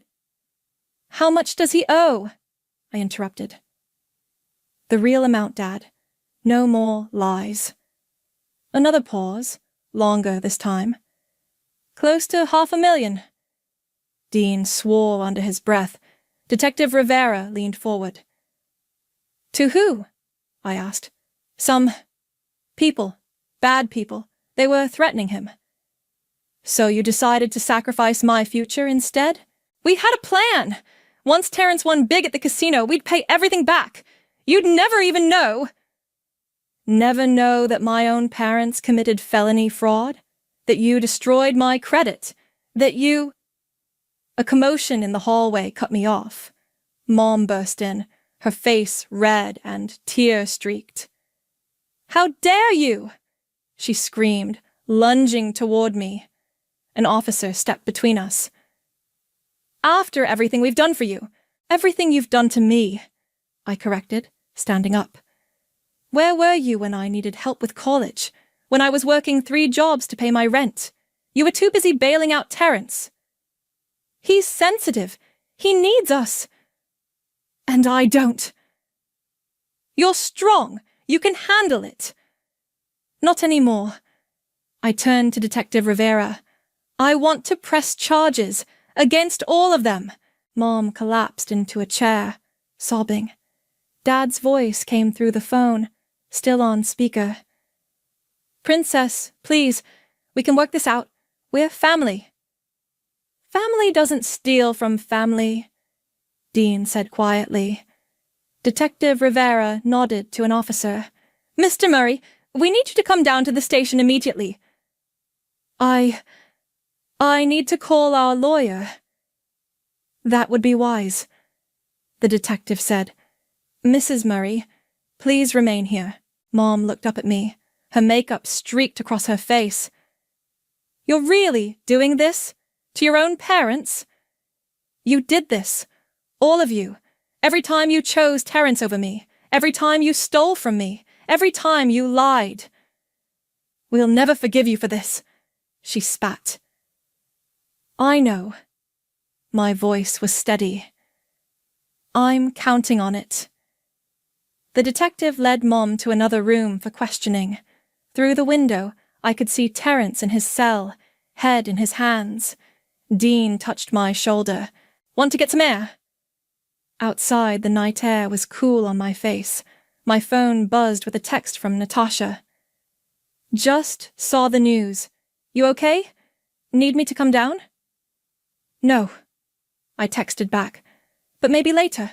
Wine and ice cream? Already bought both. You're staying with me tonight. No arguments. Dean leaned against the wall beside me. You know what happens next, right? This goes public. Court dates. Family drama splashed across local news. I know. Your parents could go to jail. I know that too. He studied my face. You're not backing down, are you? They made their choice. Every time they forged my signature. Every time they took out another loan. Every time they chose Terrence. I looked up at the stars, barely visible through the city lights. Now I'm making mine. Detective Rivera wants your statement. An officer called from the door. I straightened up, squaring my shoulders. Inside, I could hear Mom still crying, Dad's arrival creating another wave of drama, Terrence's demands to speak to a lawyer. The family I'd spent my whole life protecting was falling apart, but for the first time, I wasn't rushing to pick up the pieces. Ready? Dean asked. I nodded, turning back toward the station. Ready to tell the truth. All of it. The courthouse hallway buzzed with tension. 3 weeks had passed since that night at the police station, and now we were all here for the preliminary hearing. My parents sat on one bench, Terrence on another with his court-appointed lawyer. None of them would look at me. Remember, my lawyer whispered, let me do most of the talking. Only answer what's asked. Natasha squeezed my hand. Dean stood nearby, his presence steady and reassuring. A bailiff opened the courtroom doors. All rise! Inside, everything happened quickly. The charges were read: identity theft, fraud, financial exploitation. My parents' lawyer tried to paint it as a family matter that got out of hand. Terrence's lawyer argued addiction as a mitigating factor. Then it was my turn to testify. Ms. Murray, the prosecutor began, please tell the court about when you first discovered the fraud. I described finding the credit card charges, the loans, the casino accounts. My voice stayed steady until I reached the part about my mother's phone call.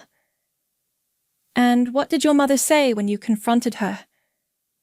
She said I should be grateful, that I was the strong one, so I could handle it, that Terrence needed protection more than I did. Mom made a choked sound from her seat. Dad stared at his hands. And the total amount of fraudulent charges and loans? 487,235 halos. The judge's eyebrows rose. Terrence shifted uncomfortably. Your Honor, my parents' lawyer interrupted. This is clearly a family matter that got out of hand. The Murray family has always been close-knit. Close-knit? I couldn't help myself. They stole $500,000 from me. Ms. Murray, the judge warned, please only speak when questioned. Sorry, Your Honor. Terrence's lawyer stood. Your Honor, my client has struggled with gambling addiction. He never intended— That's bull! I burst out again. He was bragging about it at the casino. He said I would cave, that I always cave. Ms. Murray. The judge's voice was sharp. One more outburst and you'll be held in contempt. My lawyer touched my arm, calming me. The prosecutor continued, presenting the bank footage, phone recordings, and documentation. With each piece of evidence, my family seemed to shrink further into themselves. During a brief recess, Terrence approached me in the hallway. Dean immediately stepped closer. Freya, Terrence said, his voice low. You can still stop this. We're blood. Blood doesn't steal from blood. Those people I owe money to, they're dangerous. If I go to jail— You should have thought about that before you gambled away $500,000 of my money. His face darkened. You think you're so perfect, don't you? Saint Freya, always doing the right thing. You're loving this, aren't you? Finally getting to punish us all? Loving this. I stepped closer, my voice shaking. I'm watching my family get charged with felonies. Mom might go to jail. Dad might lose his license. And you still think you're the victim here. I am the victim. I'm sick. I need help, not punishment. Then you should have asked for help. Real help, not stolen my identity and destroyed my life. Everything okay here? A bailiff approached, eyeing Terrence. Fine, he muttered, backing away. Just fine. Back in the courtroom, the judge reviewed all the evidence before speaking. The evidence of systematic fraud is overwhelming. This wasn't a one-time mistake or a family emergency. This was a calculated, long-term scheme to exploit Ms. Murray's credit and identity. She turned to my parents. As her parents, you were supposed to protect her, not exploit her. Mom started crying again. Dad put his arm around her. Given the severity and duration of these crimes, I'm setting bail at $100,000 each. Mr. Terrence Murray will remain in custody due to flight risk. Trial dates will be set for next month. The gavel struck. My parents' lawyer immediately began discussing payment plans. Terrence was led away in handcuffs, shooting me a look of pure hatred. In the hallway, Mom approached me one last time. Are you happy now? She asked, her voice bitter. You've destroyed this family. No, Mom, You did that. Every time you chose him over me. Every time you stole from me. Every time you said I could handle it because I was strong. He's your brother. And I'm your daughter. Or I was. Dad tried to speak, but I turned away, walking toward Dean and Natasha. Behind me, I could hear Mom's sobs echoing through the courthouse halls. You did the right thing, Natasha said, hugging me. Then why does it feel so awful? Dean took my hand. Because you're a good person. Because despite everything they did, you still love them. Yeah, I said, watching as my parents were led away to process bail. I do, and that's the worst part of all of this. We walked out into the sunlight, leaving behind the family I'd lost by finally finding the strength to stand up for myself. You've got another letter, Natasha said, holding up an envelope with the jail's return address. Want me to add it to the pile? I nodded from my spot on her couch, where I'd been living for the past 2 weeks. The pile of unopened letters from Terence had grown to 12. Mom and Dad, out on bail, had switched from crying voicemails to angry texts to guilt-ridden emails. My phone buzzed. Dean. Turn on Channel 7 now. Natasha grabbed the remote. The local news was running a story about our case, in what prosecutors are calling one of the largest family fraud cases in the state. The victim's own parents allegedly... Victim, I muttered. I hate that word. The story cut to footage of my parents leaving the courthouse, then to an old family photo someone had dug up. We were all smiling at some long-ago birthday party. Terence was blowing out candles. I was standing in the background, always in the background. A knock at the door made us jump. Dean stood there with takeout bags. Thought you might need dinner after seeing that, he said. They made me look like some sort of tragic figure, I said, taking a container of pad thai. Poor Freya, betrayed by her family. You were betrayed, Natasha pointed out. I know, but... My phone rang. Unknown number. Hello? Hello, is this Freya? A man's voice, unfamiliar. I'm calling about your brother's debt. My blood ran cold. Dean noticed my expression and moved closer.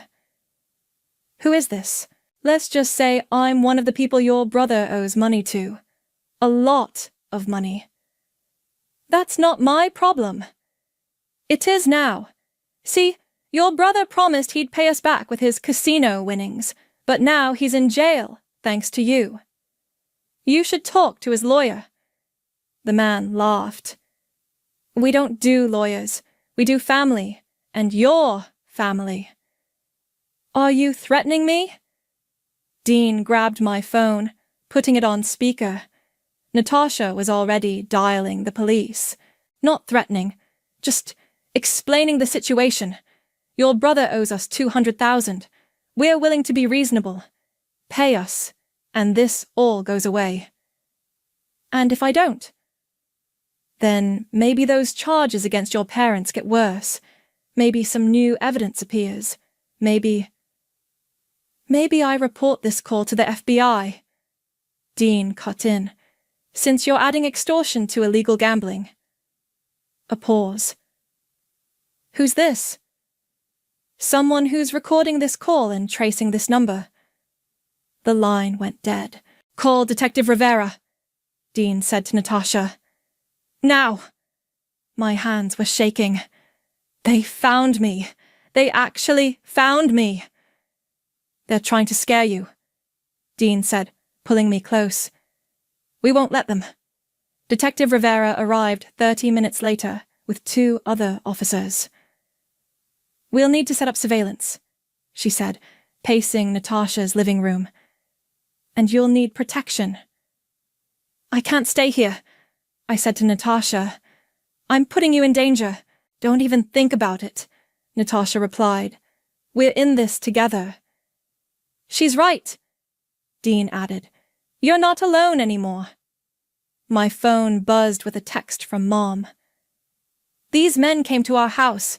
What have you done? Why can't you just help your brother? Detective Rivera read the text over my shoulder. We'll need to question your parents about their contact with these individuals. They'll never cooperate, I said. They'll protect Terrence until the end. Then they'll face additional charges. Another text came through, this time from Dad. Princess, please. These men are serious. Just pay them. We'll figure out the rest later. Still protecting him, I whispered. Even now. Dean took my hand. You don't have to answer them. Actually, Detective Rivera said, we might want her to, if we can get them to admit more about these men. My phone rang again, another unknown number. Detective Rivera nodded to her colleague to trace it. Hello, Freya? It was Terrence, calling from jail. You have to help me.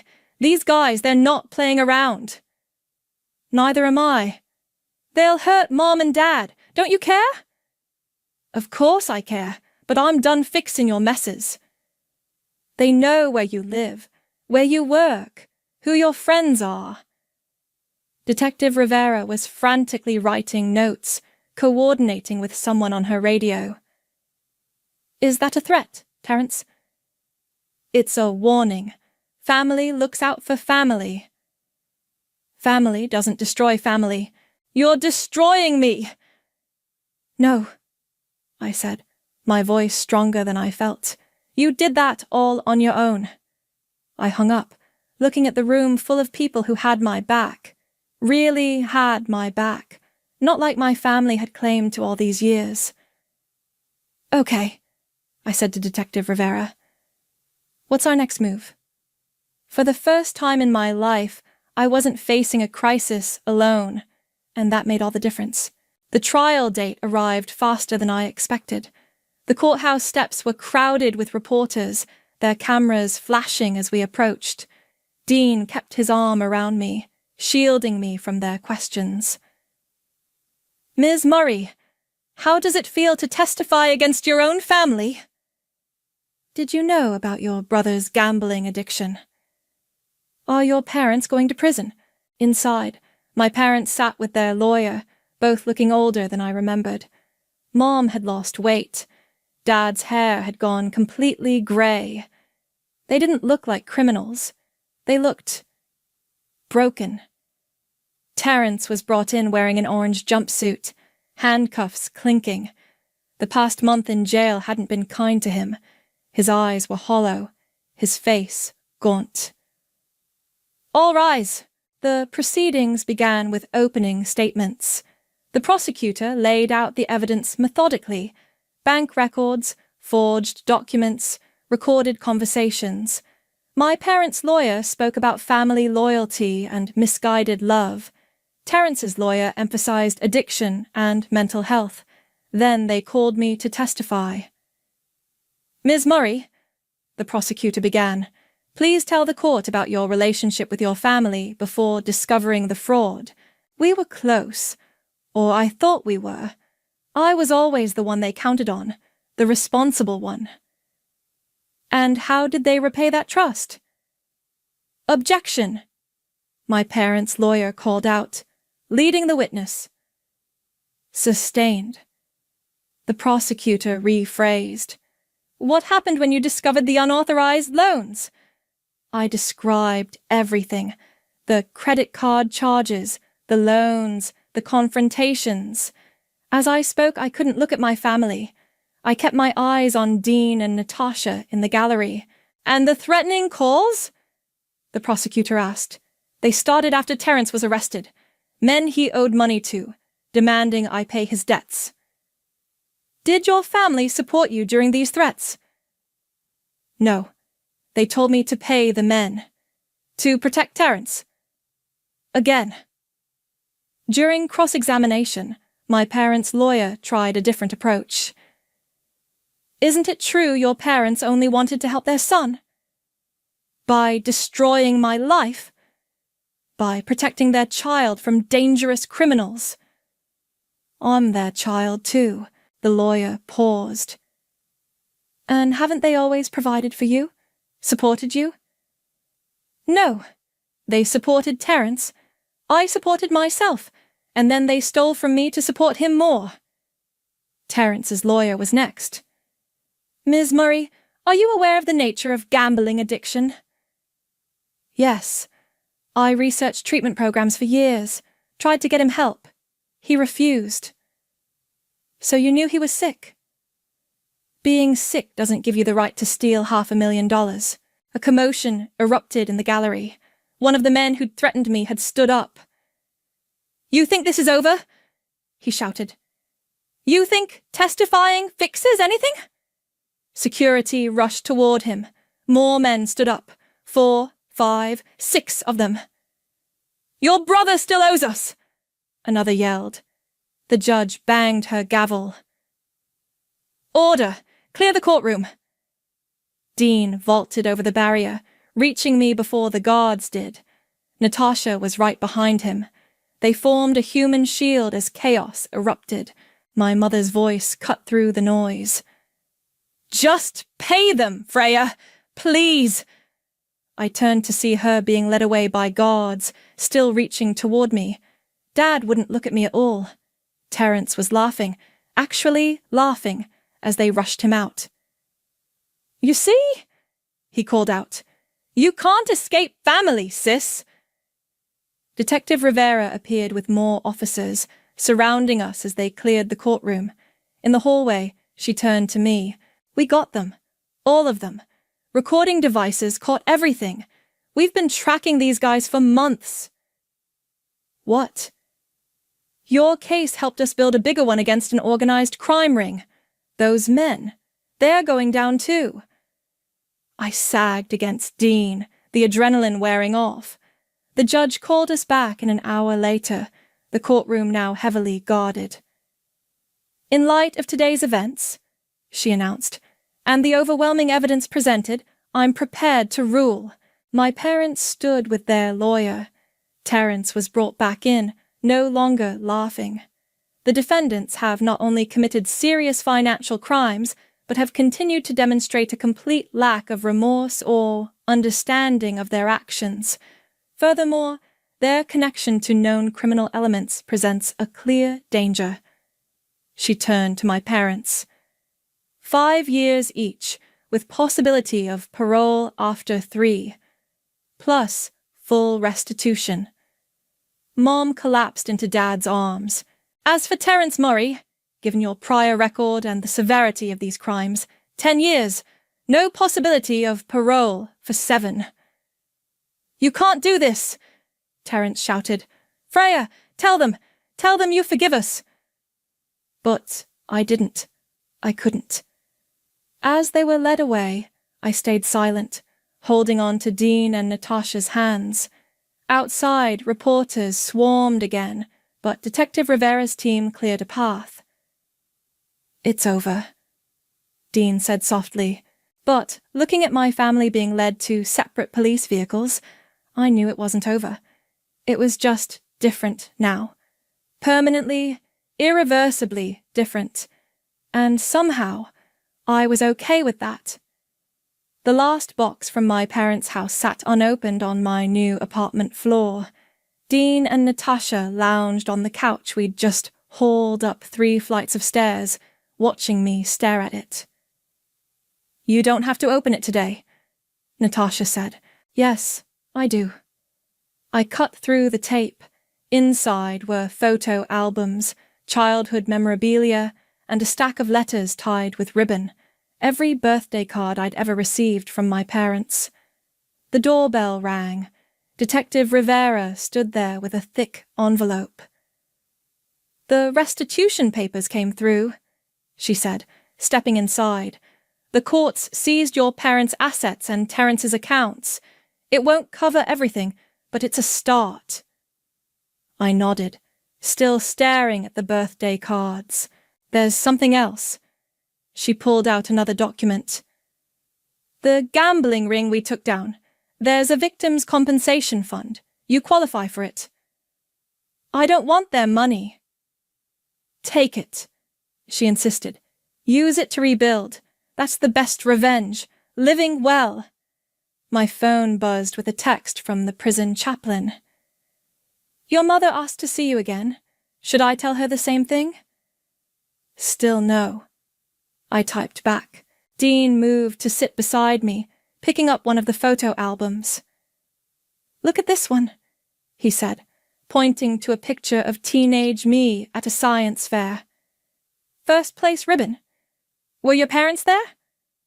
No, they were at Terrence's baseball game. Their loss, Natasha said, joining us. Because that girl grew up to be pretty amazing. Detective Rivera cleared her throat. The DA wanted me to tell you. Your testimony didn't just help your case. 3 other families have come forward about similar fraud schemes. You started something important. I didn't want to start anything. I just wanted to be valued. Dean finished. To be protected instead of being the protector. Yeah. I picked up a birthday card from when I turned 16. Inside, Mom had written, You're so strong, sweetheart. We're so lucky to have you. They were right about one thing, I said, ripping the card in half. I'm strong. Natasha grabbed a trash bag. Keep or toss? I looked at the pile of memories. Toss. All of it. As we filled the bag, my phone rang. An unknown number. My heart jumped, but Detective Rivera checked it. It's clear, she said. Not from the prison or any known associates. It was the bank. Ms. Murray, your credit restoration claim has been approved. All fraudulent accounts have been removed from your record. After I hung up, Dean pulled me close. That's worth celebrating. Actually, I said, I have a better idea. An hour later, we stood in front of Golden Palace Casino. The same doorman who had watched Terrence gamble away stolen money nodded to us. You sure about this? Natasha asked. I walked straight to the high-stakes poker table where I'd confronted Terrence. The dealer recognized me from the news. What's your game? He asked. Not gambling, I said, pulling out my phone. I dialed the prison chaplain's number. Hello? Tell my mother I'll see her. And tell her this, I'm at the casino right now, at Terrence's favorite table. But I'm not playing. I'm walking away. That's what strength really looks like. I hung up and turned to my friends. My real family now. Let's go home. Outside, the evening air was cool and clean. Detective Rivera's phone buzzed. They got the last one, she said. The final member of the gambling ring. It's really over now. No, I said, watching the casino lights flicker behind us. It's just beginning. Dean took my hand as we walked away. Natasha linked her arm through mine on the other side. You know what the best part is? I said. For the first time in my life, I don't feel responsible for anyone else's happiness, just my own. Speaking of happiness, Dean said, pulling me closer. How about dinner? I know this great little place. As long as it's not the restaurant your parents own, Natasha teased. God, no. He laughed. I learned from Freya. Sometimes the family you choose is better than the family you're born with. I stopped walking, looking at these people who had stood by me through everything. Dean with his unwavering support, Natasha with her fierce loyalty, even Detective Rivera with her dedication to justice. Thank you, I said, all of you, for helping me find my strength. You always had it, Natasha said. You just needed to use it for yourself instead of everyone else. We walked on into the evening, leaving behind the casino, the memories, and the weight of family obligations I'd carried for so long. Ahead lay something better, freedom, truth, and the kind of love that builds you up instead of tearing you down. I was finally, completely free. I stood on the beach, watching the waves crash against the shore, feeling the weight of my wedding dress in the garment bag slung over my shoulder. Tomorrow, I'd walk down the aisle and marry Kylan, the man who'd taught me to trust again after years of building walls around my heart. This is really happening, I whispered to myself, digging my toes into the warm sand. The sunset painted everything gold, the perfect backdrop for my last evening as Daisy Moore, soon to be Daisy Montgomery. My phone buzzed, probably Mom with another last-minute question about the seating chart. I pulled it out, squinting at the screen. Unknown number. You should see what your best friend and fiancé are doing right now. Check the boat dock behind Pelican's Rest. My stomach dropped. I read it again, telling myself it was just a cruel prank, someone trying to ruin my happiness. I should delete it and enjoy my peaceful moment. Instead, I found myself walking toward Pelican's Rest, the upscale restaurant where we'd had our engagement party. My heart hammered against my ribs with each step. The rational part of my brain screamed to turn around. Kylan loved me. Alina had been my best friend since college. She was my maid of honor, for God's sake. But something pulled me forward. Maybe the same instinct that had warned me about my ex before I caught him cheating. The instinct I'd promised myself I'd never ignore again. The wooden docks stretched out into the water behind the restaurant. I slowed my pace, staying in the shadow of the palm trees. A few boats were moored there, gently bobbing in the evening tide. And at the very end, Kylan's boat, the Daisy Chain, named for me on our first anniversary. I moved closer, my wedding dress bag now feeling like it weighed 1,000 pounds. Through the cabin windows, I could see movement. Someone with long dark hair, Alina's hair, throwing her head back in laughter. And then Kylan came into view, his hand caressing her face in that gentle way I thought was reserved for me. My breath caught in my throat. I fumbled with my phone, opening the camera app with trembling fingers. I needed proof, something to look at later when I inevitably questioned whether I'd imagined the whole thing. I zoomed in just as Alina reached for something white and flowing. My wedding dress, the one I'd spent months selecting, that was supposed to be safely locked away at her apartment until tomorrow. She held it against her body, twirling as Kylan watched with an expression I recognized all too well. Adoration. The photo I took was crystal clear. Alina in my wedding dress, Kylan's hands on her waist, both of them smiling like they were the ones getting married tomorrow. I backed away, nearly tripping over a coil of rope. The garment bag slipped from my shoulder, hitting the dock with a soft thud. I left it there. What was the point of a backup dress now? Back on the beach, I collapsed onto the sand, my legs unable to carry me any further. The sun had disappeared, leaving everything in shadow. How fitting. My phone buzzed again. Unknown number. Now you know. Who are you? I typed back with shaking fingers. Unknown number. Someone who thinks you deserve better. Check your email. I opened my inbox to find a message with no text, just an audio file. I pressed play, holding the phone to my ear. I can't believe she hasn't figured it out. Alina's voice, clear as day. Daisy's always been so trusting. It's almost too easy. Don't talk about her like that. Kylan, sounding irritated. This isn't about Daisy. Of course it is. It's always been about Daisy. Perfect Daisy with her perfect life that should have been mine. Alina, don't Alina me. You know I'm right. We've been sneaking around for months. If you really felt that bad about it, you would have called off the wedding. I will, after the investors sign on. You know I need this merger with her father's company. Once the contracts are final, then what? We run away together? Please, you're using me just like you're using her. That's not true. I love you. I've always loved you. A pause, then Alina's laugh, sharp, like breaking glass. Prove it. Marry me instead. I stopped the recording, bile rising in my throat. The merger. Of course. Dad had been thrilled when Kylan proposed, saying it would cement the partnership between our family's businesses. I'd been so stupidly happy that I never questioned Kylan's timing.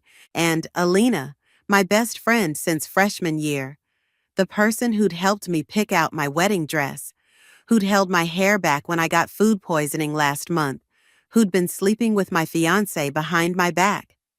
I scrolled through my phone to the photo I'd just taken. Alina in my wedding dress with Kylan. The image blurred as tears filled my eyes. Then something inside me hardened. The tears stopped. I zoomed in on their smiling faces one more time before saving the image to a folder I created and named Evidence. Tomorrow wasn't going to be my wedding day after all. It would be the first day of making them pay. I didn't sleep that night. How could I? Every time I closed my eyes, I saw Alina in my wedding dress, Kylan's hands on her waist. Their laughter echoed in my ears, drowning out the sound of the waves crashing outside my window. By dawn, I'd moved from shock to something darker, something that burned in my chest and cleared my head. I picked up my phone and texted Alina, "Hey, having pre-wedding jitters. Can you come over early? Need my best friend." Her response came immediately. "Of course. OMG, totally normal.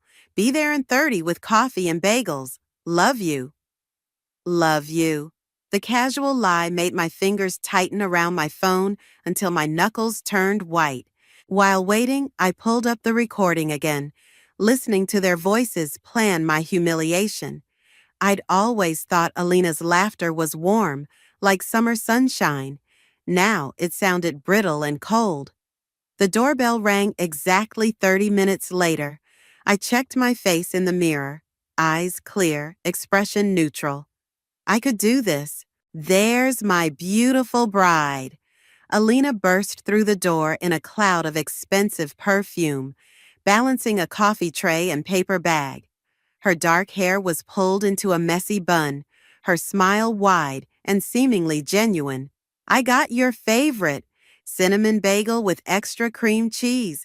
I accepted the coffee she thrust toward me. "Thanks. So, talk to me." She plopped onto my couch, kicking off her sandals. Cold feet? Second thoughts? Whatever it is, it's totally normal. I sat across from her, studying the face I'd trusted for nearly a decade. "Actually, I had an interesting night." "Oh?" She bit into her bagel, cream cheese catching at the corner of her mouth. "I went for a walk on the beach, ended up near Pelican's Rest." Her chewing slowed slightly, but her expression remained curious. "The night before your wedding? Getting nostalgic about your engagement party? I saw something interesting at the dock." I kept my voice light, conversational. "Kylan's boat was there." Alina dabbed at her mouth with a napkin. "Was it? He told me he was having drinks with his groomsmen last night." "That's what he told me too." I smiled, feeling my face stretch unnaturally. "But he wasn't with his groomsmen, was he, Alina?" A flicker of something, worry, calculation, crossed her face before she laughed. "What are you talking about?" I pulled out my phone, found the photo, and slid it across the coffee table. "You look beautiful in my wedding dress." The color drained from her face as she stared at the image. For a moment, the only sound was the ticking of the clock on my wall and the distant call of seagulls outside. "Daisy, I can explain." "Can you? Please do." I leaned forward. "Explain why my maid of honor is trying on my wedding dress with my fiancé the night before my wedding." "It's not what it looks like." "Really? Because it looks exactly like what it is." I played the recording, watching her face crumple as her own voice filled the room. Perfect Daisy with her perfect life that should have been mine. When it ended, Alina's eyes were wet with tears. "I never meant to hurt you." Bullshit. The word came out sharp, cutting through her performance. You've been sleeping with him for months, planning this behind my back. He loved me first, you know. Her voice hardened, tears vanishing like they'd never been there. In college, before he ever met you. This was new information, a knife twist I hadn't expected. What? We dated for 2 years. Then he met you at that charity gala your father hosted, and suddenly I wasn't good enough anymore. Her laugh was bitter. Daisy Moore, with her family connections and trust fund. How could I compete with that? So this is revenge? Sleeping with my fiancé because you're still bitter about a college breakup? It's justice. Alina stood, abandoning all pretense of remorse. He was mine first, and he still loves me. He's only marrying you for your father's company. And what's your excuse for betraying me? I've been nothing but a friend to you. A friend? She laughed, the sound like breaking glass. You've spent years showing off everything I couldn't have. Your perfect apartment, your perfect job that Daddy got you, your perfect fiancé. I got you a job at my father's company when you couldn't find work anywhere else, I said, disbelief coloring my voice. I let you stay in my guest room for 6 months when you couldn't afford rent. And I had to thank you for your charity every single day. Her eyes flashed. Do you have any idea what that feels like? To be grateful for the scraps from your perfect life? I stared at her, this stranger wearing my best friend's face. Get out. The wedding's still happening, Daisy. She gathered her purse, her movements precise and controlled. Kylan needs your father's business, and I need Kylan. If you think I'm going through with this wedding, you will if you don't want your father's company to collapse. She smiled, all teeth. Kylan's already moved most of your father's assets into accounts only he can access. Pull out of the wedding, and Daddy loses everything. My blood ran cold. You're lying. Ask him yourself. She walked to the door, then turned back. It should have been me, Daisy. It should have been us, and now it will be. The door closed behind her with a soft click that somehow sounded like the end of the world. I sat frozen, my untouched coffee growing cold in my hands. The wedding was in 6 hours. My father's company, his life's work, was apparently in jeopardy, and the 2 people I trusted most had orchestrated it all. My phone buzzed with a text from Kylan. Morning, beautiful. Can't wait to make you my wife today. I stared at his message, rage crystallizing into something cold and clear inside me. They thought they had won. They thought they knew what I would do. They had no idea what I was capable of. I stared at Kylan's text until my screen went dark. 6 hours until I was supposed to walk down the aisle. 6 hours to figure out if Alina was bluffing about my father's company. I called Dad, my heart pounding as the phone rang. There's my girl. His voice was cheerful. Nervous about the big day? Dad, I need to ask you something important. I kept my voice steady. Has Kylan been handling any of the company finances lately? A pause. Well, yes. We've been integrating our systems in preparation for the merger. Why do you ask? How much access does he have? Daisy, what's going on? You sound strange. I closed my eyes.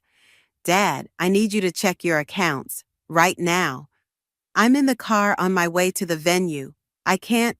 Please, it's important. I heard rustling, then the sound of his fingers tapping on his phone. The silence stretched until I thought I might scream. That's odd, he finally said. I can't access the main operating account or the reserve fund. My stomach dropped. What about the investment portfolio? More tapping.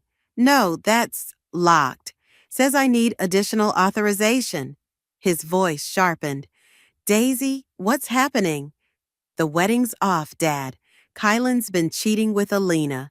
They planned this whole thing to get control of your company. That's ridiculous. Kylan wouldn't. I have proof. Photos, recordings. They've been laughing behind our backs for months. Another long silence. Then, come to my office, now. Dad's office was on the 20th floor of a glass tower overlooking the ocean. By the time I arrived, he'd assembled an emergency team of lawyers and financial advisors. Their expressions told me everything I needed to know. It's bad, Dad said, looking older than I'd ever seen him. Kylan's moved nearly everything offshore. We're locked out of our own accounts. Can we stop him? Not without his passwords and authentication. The merger paperwork gave him full access. Dad rubbed his face. I trusted him, Daisy. We all did. The weight of it crushed me. This wasn't just about my broken heart anymore.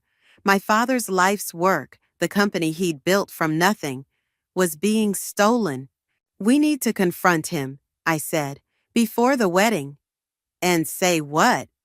One of the lawyers looked up. Legally, he hasn't done anything wrong yet.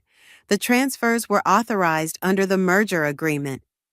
But once you're married, another added, his position becomes even stronger. As your husband, he'd have claims to any family assets. I felt sick. So we need to stop the wedding without letting him know we're onto him. Dad nodded slowly. We need time to track the money and lock him out of the systems. How long? At least 48 hours. I checked my watch. 4 hours until the ceremony. Not enough time. Unless, Dad looked at me, an idea forming. Unless the bride doesn't show up. The plan was simple. I would disappear. No bride, no wedding. It would buy us time to trace the money and build a legal case against Kylan. I left Dad's office with a burner phone and instructions to stay hidden. No credit cards, no social media, no contact with anyone who might inadvertently reveal my location. But first, I needed to get something from my apartment. I was shoving clothes into a backpack when my doorbell rang. My heart jumped to my throat.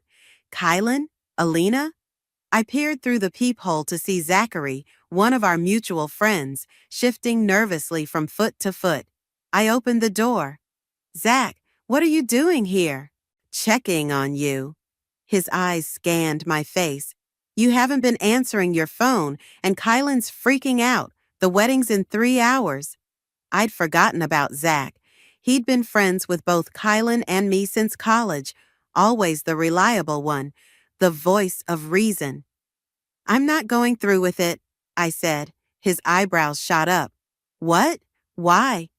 I hesitated. Zach was Kylan's friend first. Could I trust him? Daisy, what's going on? You look terrible. Thanks a lot. You know what I mean. He stepped inside, closing the door behind him. Talk to me. Maybe it was exhaustion, or maybe I just needed someone to confide in who wasn't directly involved. But I found myself telling him everything. The betrayal, the recordings, the financial scheme. When I finished, Zach was silent, his expression unreadable. You don't believe me, I said flatly. No, I believe you. He ran a hand through his hair. I suspected something was off with them, but I never thought it was this bad. You suspected? He wouldn't meet my eyes. I saw them together a few times.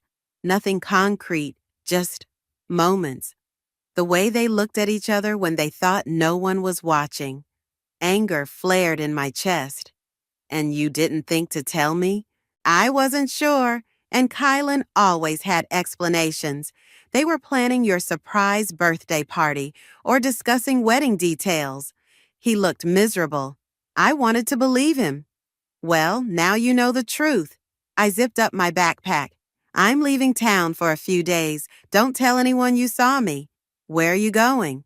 Better you don't know. Zach caught my arm as I moved toward the door. Wait, I want to help. How? I work in IT, remember? If Kylan's moved money around, he's left digital footprints. I could trace them faster than any lawyer. I studied his face, looking for any sign of deception. Why would you help me instead of him? You've been friends longer.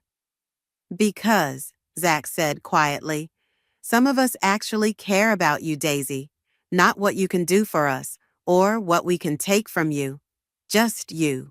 Something shifted inside me. Not trust exactly, but possibility. A potential ally when I needed one most. Okay, I said, but we do this my way. Zach and I holed up in a small beach motel 30 miles down the coast. The kind of place that still used actual keys and didn't ask questions when you paid in cash. The wedding hour came and went as we huddled over his laptop, tracking digital breadcrumbs through offshore accounts and shell companies. My phone had been buzzing nonstop. Kylan, my mother, bridesmaids, the wedding planner. I'd turned it off after sending Dad a text from my burner phone to let him know I was safe. You realize you're technically a runaway bride, Zach said, not looking up from his screen. There are probably 100 people at that venue right now wondering what happened to you. Let them wonder. I paced the small room, unable to sit still. Any progress? Some. Kylan's good, but he's not as clever as he thinks. Zach's fingers flew across the keyboard. He's been moving money through a series of accounts in the Caymans, but I've tracked most of the transfers. Can we reverse them? Not without access to his authentication codes. He rubbed his eyes. But we can prove what he did. That's something. My burner phone rang. Dad's number. What's happening? I asked without preamble.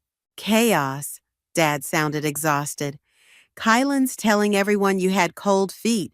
Your mother's beside herself. I'm sorry about Mom, but this was the only way. I know, he sighed. But Daisy, Kylan's making moves. He's called an emergency board meeting for Monday morning. Says he needs to stabilize the company in light of our family crisis. He can't do that without you. He can if he has enough board support, and he's been courting my board members for months. My stomach dropped. How bad is it? If he convinces them to vote with him, I could be out by Monday afternoon. I looked at Zach, who was watching me with concern. We need more time. We don't have it. He's moving faster than we anticipated. After hanging up, I explained the situation to Zach. So we have less than 48 hours to stop him from taking over your dad's company, he summarized. We need to change tactics. What do you suggest? We need inside information, someone close to Kylan or Alina who might know their plans. I thought for a moment. Georgia, she's Alina's friend from work. They've gotten close lately. Can you trust her? I don't know, but she might know something useful. I used the burner phone to call Georgia, putting it on speaker so Zach could hear. Hello? Georgia sounded wary. It's Daisy. Don't tell anyone I called you.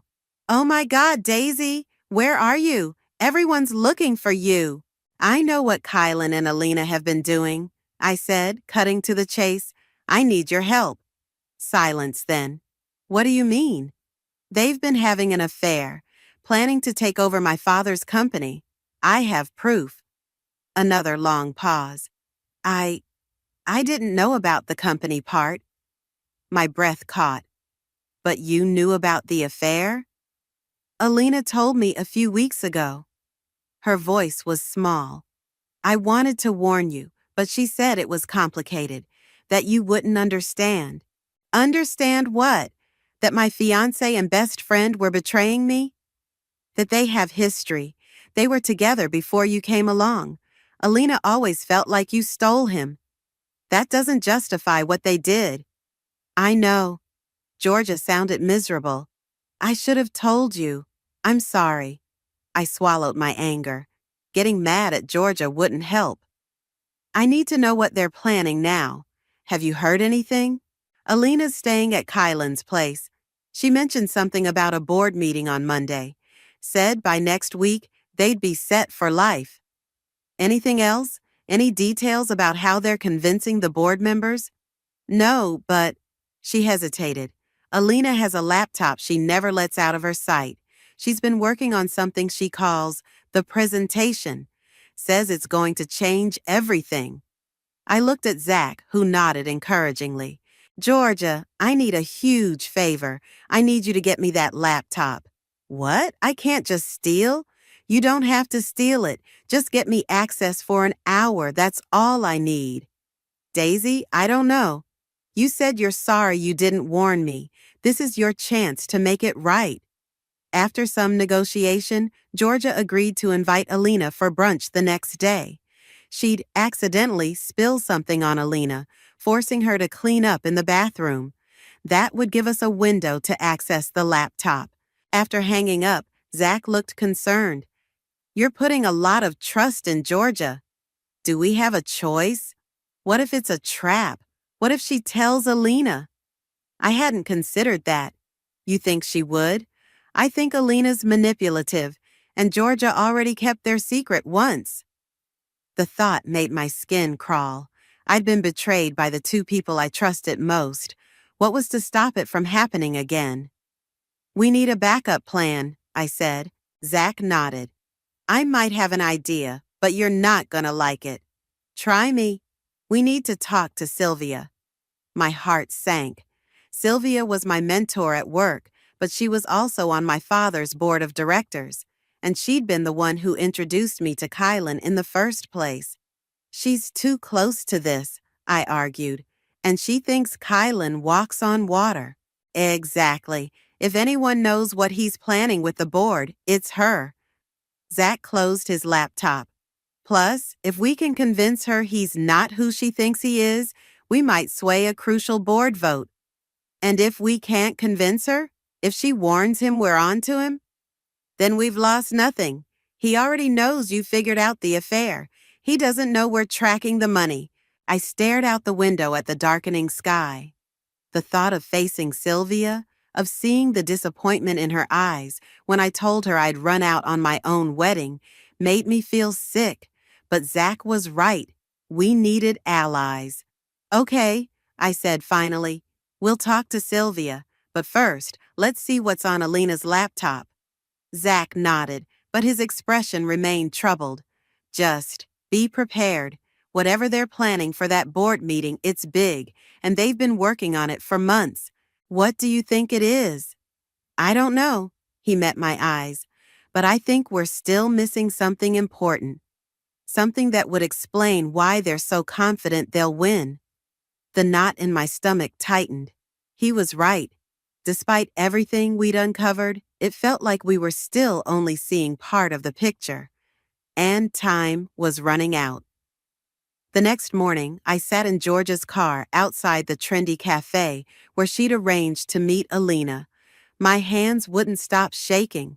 You sure you can do this? Zach asked from the driver's seat. No. I pulled the baseball cap lower over my eyes. But what choice do we have? My phone buzzed with a text from Georgia. She's here, brought the laptop, sitting on the patio. I peered through the windshield. There she was, Alina, sipping a mimosa, her laptop bag resting against her chair. She looked completely at ease, like she hadn't destroyed my life 2 days ago. Remember the plan, Zach said. Georgia spills her drink. Alina goes to clean up. You grab the laptop. I copy the files. You return it before she comes back. And if she catches me? He handed me a USB drive. Then get this into her laptop for at least 30 seconds. It'll download everything automatically. Georgia's signal came 10 minutes later, a casual adjustment of her sunglasses.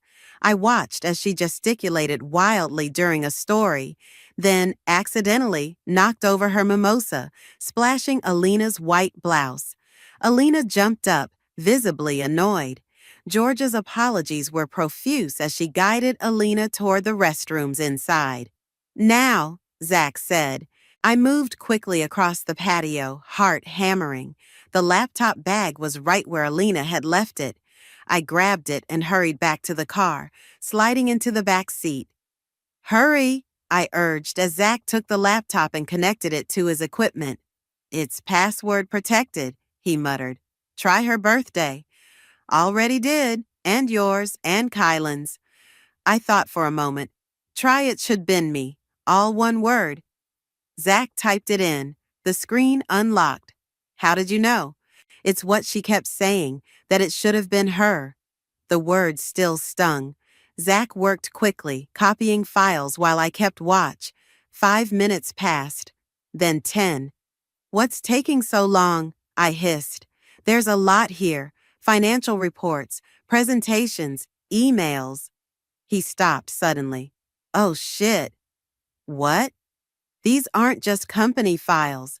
There's a folder labeled Insurance. It's full of photos. He turned the screen so I could see. My breath caught. Photos of my father, meeting with people I didn't recognize, exchanging envelopes, shaking hands in dimly lit restaurants. What is this? I don't know, but it looks like... Zach hesitated. Like what? Like blackmail material. He scrolled through more images. There are financial documents too. Transfers to offshore accounts. Meetings with people who look like they might be not entirely legitimate business partners. My mind raced. Dad had always been meticulous, ethical to a fault. This has to be fake. They're setting him up. Maybe, or maybe... A text from Georgia interrupted. She's coming back. Hurry. We need to go, now. I grabbed the laptop, shoving it back in its bag. Wait, I'm not finished. No time. I was already out of the car, rushing back to the patio. I placed the bag exactly where it had been and ducked behind a large planter just as Alina emerged from the cafe. I held my breath as she returned to her seat, checking her bag. She frowned slightly, unzipping it to look inside. Had she noticed something? But then Georgia distracted her with more apologies about the spill, and the moment passed. I slipped away, my mind reeling from what we'd seen. Back at the motel, Zach analyzed what he'd managed to download. It's worse than we thought, he said finally. They're planning to present this evidence to the board tomorrow. According to these notes, they'll claim your father has been embezzling funds and making deals with known criminals. That's ridiculous. Dad would never... There's pretty compelling evidence here, Daisy. Zach's voice was gentle. Bank transfers, meetings, communications. It has to be fake. Some of it might be, but... He hesitated. Some of these documents have authentication codes that would be nearly impossible to forge. I felt sick. So, what are you saying? I'm saying we need to talk to your father. Now. Dad agreed to meet us at a quiet diner off the highway. When he arrived, he looked like he'd aged years in days. You shouldn't be here, he said, sliding into the booth. Kylan has people looking for you. We found something, I said, pushing Zach's laptop toward him, on Alina's computer. Dad's face remained impassive as he scrolled through the files. Too impassive. Dad? My voice cracked. Tell me this isn't real. He closed the laptop slowly. It's complicated, Daisy. That's not a denial. He sighed, suddenly looking every one of his 55 years. When your mother got sick, the medical bills were substantial. Insurance wouldn't cover the experimental treatments. I had to find the money somewhere. The world tilted beneath me. So you, what, embezzled? Made deals with criminals? I did what I had to do to save her life. His eyes met mine, challenging. And I'd do it again. Does Mom know? No, and she can't find out. The stress could trigger a relapse. I sat back, stunned. The father I thought I knew, honest, principled, law-abiding, had been a fiction. How did Kylan find out? Zach asked. I don't know. I was careful. Dad rubbed his face. But he's been looking for leverage since he joined the company. He must have hired someone to dig into my past. And now he's going to use it to take control of the company, I said.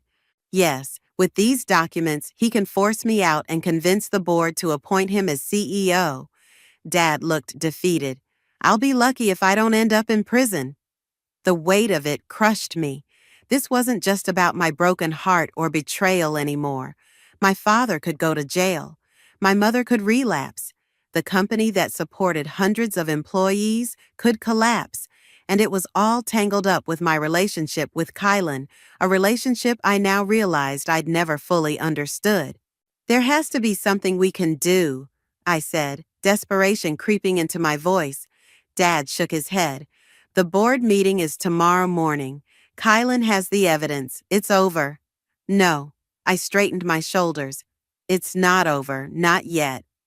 Daisy, you did what you did to save Mom. I understand that, but I'm not going to let Kylan and Alina destroy our family. I looked at Zach, who nodded slightly. We still have one card to play. What's that? Dad asked. Sylvia. I pulled out my phone. She introduced me to Kylan. She's been his mentor. If anyone can get through to him, or at least buy us time with the board, it's her. And if she sides with him? Dad's voice was quiet. I met his eyes. Then we fight, whatever it takes. As I dialed Sylvia's number, I felt something shift inside me. A hardening, a resolve. This wasn't just about revenge anymore. It was about survival, and I was just getting started. Sylvia agreed to meet us at her beach house that evening. As we drove along the coast, storm clouds gathered on the horizon, matching my darkening mood. What if she doesn't believe us? I asked Zach, watching lightning flicker over the ocean. She will. The evidence is clear. The evidence also shows my father breaking the law. Zach glanced at me. You're having second thoughts. I'm wondering if I'm making everything worse. I pressed my forehead against the cool window. Maybe I should have just confronted Kylan at the altar, made a scene, let everyone know what he and Alina did. And then what? Your dad still goes down. The company still collapses. At least it would have been honest. Honest doesn't always mean right. Zach's hands tightened on the steering wheel. Sometimes the people who hurt us don't deserve honesty. They deserve whatever keeps them from hurting others. Something in his voice made me look at him more closely. You sound like you're speaking from experience. He was quiet for so long I thought he wouldn't answer. My sister, he finally said. Her husband was not a good man.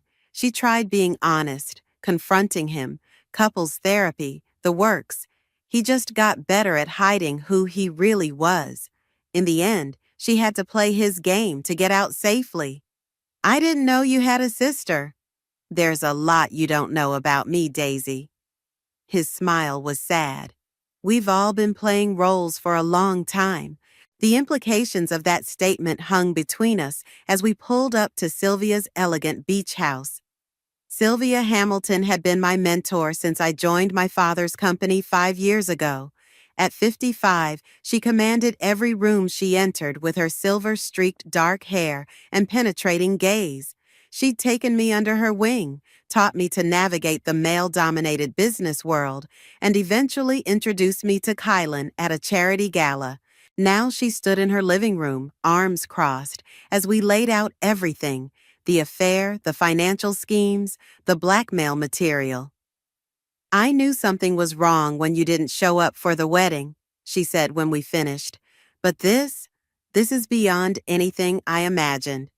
Do you believe us? I asked. She walked to the window, watching the storm that was now breaking over the beach. Kylan has been like a son to me. I've mentored him for years, opened doors for him. She turned back to face us. But yes, I believe you. Relief washed over me. Will you help us? That depends on what you're asking.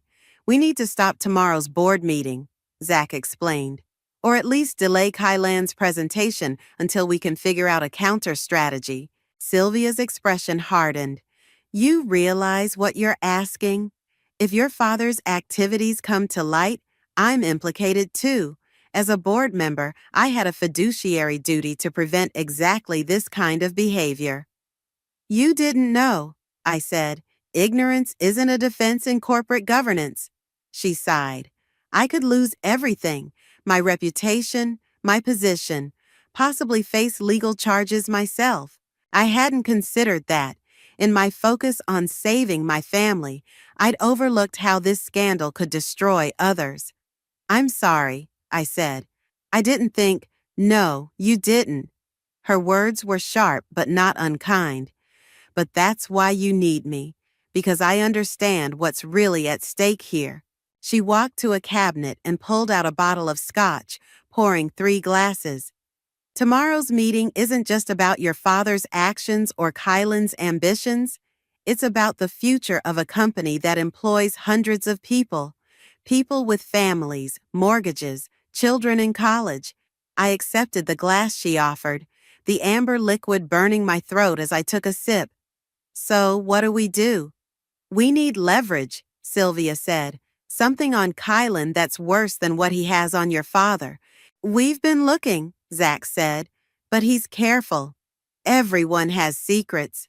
Sylvia's eyes narrowed, and I think I might know where to start looking. She walked to her desk and pulled out a file. 3 years ago, before Kylan joined your father's company, he worked for Meridian Investments. They let him go suddenly, with no explanation. It was all very quiet. No announcement, no farewell party. He was just gone. You think he did something illegal there too? I asked. I don't know, but it's worth investigating. She handed the file to Zach. These are my notes from when I vetted him before recommending him to your father. Contact information for his former colleagues, dates of employment, projects he worked on. Zach flipped through the pages. This is good, really good. But the meeting's at 9 a.m. tomorrow. That's less than 12 hours to dig up something substantial. Then we'd better get started. Sylvia picked up her phone. I still have contacts at Meridian. Let me make some calls. As she stepped into another room, I turned to Zach. Do you think this will work? It's a long shot, he admitted, but it's all we've got. My phone buzzed with a text. Georgia. Alina knows someone accessed her laptop. She's freaking out, asking if I saw anyone suspicious at the cafe. I showed Zach the message. They know we're on to them. It was bound to happen. He ran a hand through his hair. We just need to work faster. Another text came through, this time from an unknown number. I know what you're doing, Daisy. Stop now, or I release everything I have on your father. You have 1 hour to respond. K. My blood ran cold. Kylan's threatening me. Zach read the message over my shoulder. He's bluffing. If he releases that information publicly, he loses his leverage with the board. Unless he has something else planned. I paced the room, my mind racing. What if the board meeting is just for show? What if he's already made deals with enough members to secure his position? Before Zach could respond, Sylvia returned, her expression grim. I just got off the phone with Meridian's former HR director, she said. She couldn't tell me much officially, but she suggested I look into a client complaint filed right before Kylan left. Something about unauthorized trading in a client's account. Can we get a copy of that complaint? Zach asked. Not through official channels, but... Sylvia hesitated. I know someone who might have access to their internal records, someone who owes me a favor. How long will that take? A few hours, if we're lucky. She checked her watch. It's 8 p.m. now. We should have something by midnight. My phone buzzed again. Time's running out, Daisy. One last chance to walk away. After tonight, there's no turning back for any of us. I looked up at Sylvia and Zach, their faces illuminated by lightning flashing through the windows. The storm had arrived in full force now, rain lashing against the glass.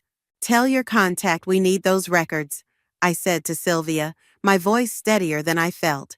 And Zach, keep digging through what we have. There has to be something we've missed. What are you going to do? Zach asked. I stared at Kylan's message, a plan forming in my mind. I'm going to buy us time, the only way I know how. I typed a response. Meet me, just you, no Alina, The lighthouse point, 10 p.m. His reply came instantly. Come alone or the deal's off. Daisy, no, Zach said, reading over my shoulder. It's too dangerous. It's our only chance. I met his worried gaze. I need to keep him distracted while you and Sylvia find what we need. At least let me come with you. I can wait nearby. I shook my head. He'll be watching. If he sees you, he'll leave. Then wear a wire, Sylvia suggested. I have equipment here from a corporate espionage case last year. You have surveillance equipment just lying around? Zach asked incredulously. Sylvia's smile was thin. In my world, it pays to be prepared. As they set up the wire, I stared out at the raging storm. In a few hours, I'd be face to face with the man who'd betrayed me, threatened my family, and nearly destroyed everything I cared about. And I had absolutely no idea what I was going to say to him. The lighthouse stood stark against the stormy sky, its beam cutting through sheets of rain. I parked at the base of the rocky point and checked the wire Sylvia had taped to my skin. The small receiver was tucked into my bra, nearly invisible under my rain jacket. Testing, testing, I whispered. Can you hear me? Zach's voice came through the tiny earpiece. Loud and clear, we're parked half a mile back, monitoring everything. If anything feels wrong, you get out of there, Sylvia added. We have enough to at least delay the board meeting. Your safety matters more. I wasn't sure that was true anymore, not with so much at stake. I'll be fine. Just keep digging into those Meridian records. The rain pounded against my hood as I made my way up the narrow path to the lighthouse. Lightning flashed, illuminating a familiar silhouette waiting on the observation deck. Kylan. My heart hammered against my ribs. 3 days ago, I'd been preparing to marry this man. Now I was wearing a wire to gather evidence against him. He turned as I approached, his face half hidden in shadow. You came alone. As promised, I kept my distance, painfully aware of the sheer drop to the rocks and churning water below. You wanted to talk, so talk.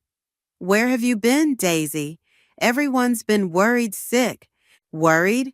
I laughed, the sound harsh even to my own ears. Is that what we're calling it? You and Alina seemed to recover from your disappointment pretty quickly. His expression hardened. So you know. I know everything. The affair, the financial schemes, the blackmail material on my father. I stepped closer, rain streaming down my face. What I don't know is why. Was any of it real, Kylan? Did you ever actually love me? Something flickered across his face. Regret, maybe, or just calculation. It wasn't supposed to happen like this. Like what? You weren't supposed to get caught? I wasn't supposed to hurt you. He ran a hand through his wet hair.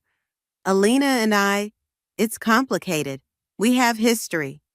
Save it. I'm not interested in your excuses. I crossed my arms. What do you want from me? I want you to stop whatever you're planning. Call off your father's lawyers. Stop digging into my past. He stepped closer. The board meeting happens tomorrow no matter what, but it doesn't have to destroy your family. What are you offering? A compromise. I take over as CEO, but your father stays on as chairman emeritus. No criminal charges, no public scandal. He keeps his reputation. Your mother never learns the truth, and the company survives. And what do you get? What I've earned. Control of the company. The merger completed on my terms. His eyes met mine. And you leave town, permanently. I stared at him, searching for any trace of the man I thought I'd known. Why should I trust you? Because despite everything, I did care for you, Daisy. Maybe not the way you deserved, but enough to offer you this way out. And if I refuse? His expression hardened. Then I release everything. Your father goes to prison. Your mother learns her treatments were paid for with dirty money, and the company collapses. Hundreds of people lose their jobs, all because you couldn't let go of your pride. The earpiece crackled. Zach's voice, urgent. Daisy, we found something. Meridian fired Kylan for embezzlement. He stole from client accounts, then covered it up. We have the internal investigation files. My pulse quickened, but I kept my expression neutral. What about Alina? Where does she fit in your grand plan? Kylan's laugh was bitter. Alina's useful, ambitious. She knows things about me that could be problematic, and I know things about her. So it's mutual blackmail? How romantic. It's business. He stepped closer, his voice softening. It was always business, Daisy. That's something you never understood. In this world, everyone uses everyone. The only question is whether you're smart enough to come out on top. Like you used me to get to my father's company? Yes. No hesitation, no shame. And I'd do it again. The raw honesty stunned me. This was the real Kylan, calculating, remorseless, seeing people as pieces on a chessboard. Sylvia, Zach's voice again in my ear. She's got something else. A recording of Kylan admitting to the Meridian theft. She's sending it to the board members now. I needed to keep Kylan talking. What happens to the company after you take over? To the employees? Restructuring, downsizing, the usual. He shrugged. The valuable parts will survive. The rest? Business is business. Lightning cracked overhead, illuminating his face fully. For the first time, I saw him clearly. Not the charming man I'd fallen for, but the predator beneath. So what's it gonna be, Daisy? Do we have a deal? My phone buzzed. A text from Sylvia. It's done. Board members have the Meridian evidence. Emergency meeting called for 7 a.m. to discuss Kylan's removal. Keep him talking. I slipped the phone back into my pocket, a strange calm settling over me. You know what I've been asking myself these past few days? Whether I ever really knew you, whether anything between us was real. Does it matter now? It does to me. I stepped closer, close enough to see the raindrops clinging to his eyelashes, because I need to know if I was completely blind or if you're just that good a liar. Something flickered in his eyes, uncertainty perhaps. Daisy? You want my answer? Here it is. I pulled out my phone, showing him the screen with Sylvia's message. The board has the Meridian files. They know you were fired for embezzlement. They're meeting at 7 a.m. to discuss your removal. The color drained from his face. You're bluffing. Am I? Check your email. Sylvia sent everything to the entire board. I smiled, feeling a strange lightness. It's over, Kylan. You lost. He lunged forward, grabbing my arm. What have you done? Let go of me. My voice was steady despite the fear coursing through me. You think this changes anything? I still have the evidence against your father. Release it. Go ahead. I met his gaze without flinching. My father made mistakes trying to save my mother's life. What's your excuse for stealing from your clients? For betraying everyone who trusted you? His grip tightened painfully. You stupid, naive. The board knows everything, Kylan. And right now, Sylvia and Zach are recording this entire conversation. I pulled back my jacket, revealing the wire, including your admission about restructuring the company and your threats against my family. He released me as if burned, staggering back. You set me up. I learned from the best. The rain had soaked through my clothes, but I barely felt it. It's over. Go home. For a moment, I thought he might attack me. His hands clenched into fists, his face contorted with rage. Then, abruptly, he turned and walked away, disappearing into the storm. I stood alone at the lighthouse, rain washing over me, feeling the weight of the past days, the betrayal, the fear, the desperate scramble to save what mattered, begin to lift. It wasn't over yet. There would be fallout, consequences, difficult conversations, but for the first time since finding Alina in my wedding dress, I could breathe. Daisy? Zach's voice in my ear. Are you okay? I looked out at the dark ocean, the storm beginning to break. Yes, I said, I'm coming home. Morning broke clear and bright. The storm washed away as if it had never happened. I sat in the boardroom, my father beside me, as the last of the board members filed in. The tension in the air was thick enough to touch. Are you ready for this? Dad whispered. I nodded, though my stomach churned. After the confrontation at the lighthouse, we'd worked through the night with Sylvia, preparing for this moment. The evidence against Kylan was damning, but my father's actions still hung over us like a sword. The door opened one final time. Kylan walked in, Alina trailing behind him. His eyes met mine briefly before sliding away. He looked polished as ever in his tailored suit, but there was something brittle in his composure. I believe we all know why we're here, Sylvia began, standing at the head of the table. Serious allegations have been made against both our CEO and our CFO in waiting. Murmurs rippled around the table. Kylan leaned forward. If I may, you'll have your chance to speak, Sylvia cut him off. But first, the board deserves to hear everything. For the next 20 minutes, she methodically laid out the evidence. Kylan's embezzlement at Meridian, his manipulation of company funds, his recorded threats. With each revelation, his face grew paler. When she finished, he stood. These accusations are outrageous. Yes, I left Meridian under difficult circumstances, but those records have been manipulated. He turned to the board members. What you should be focusing on is this. He slid folders across the table.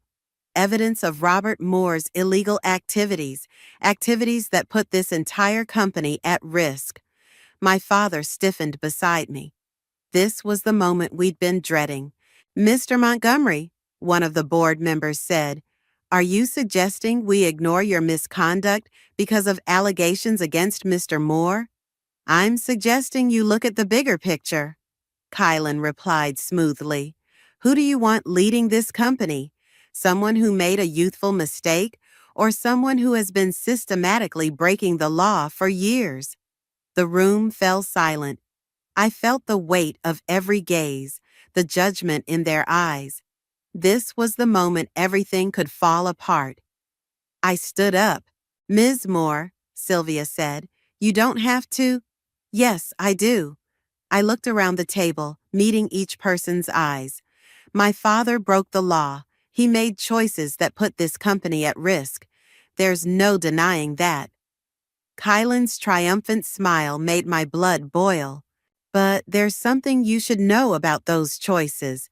I opened my own folder, passing documents around the table. 5 years ago, my mother was diagnosed with a rare form of cancer. Her treatment wasn't covered by insurance. These are her medical records, the experimental treatment protocols, and the bills.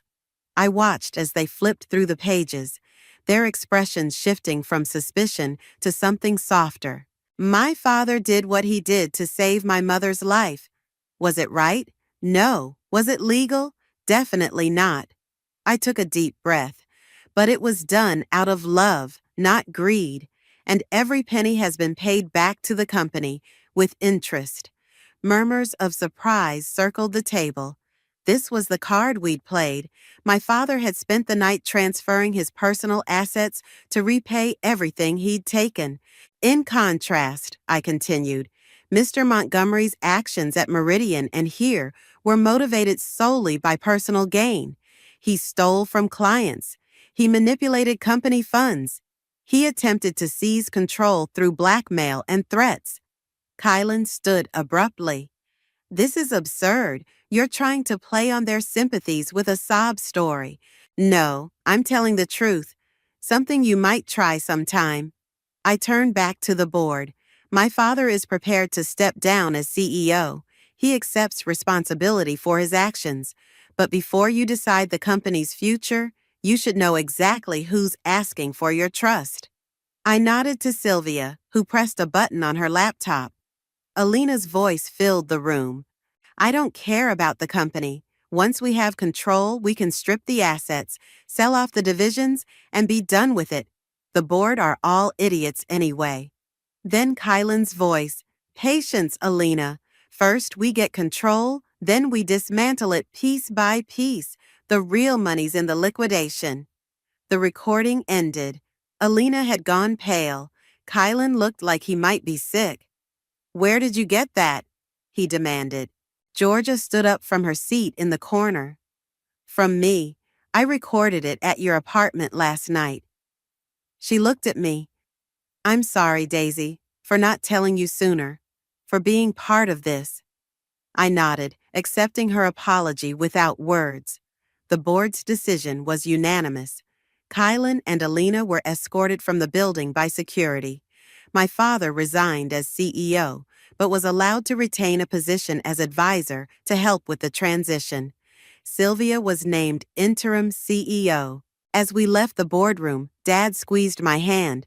I'm sorry, Daisy, for everything. I know. The anger I'd felt toward him hadn't disappeared, but it had softened. We'll figure it out. In the lobby, Zach waited, concern etched on his face. How did it go? It's over, I said.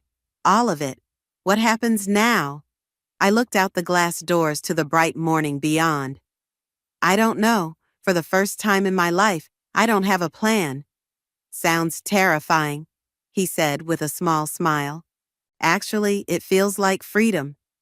We walked outside together, the sun warm on my face. I stopped at the bottom of the steps, turning to look back at the building that had been the center of so much pain and betrayal. You know, Zach said quietly, most people would be destroyed by what you've been through. Maybe the old Daisy would have been.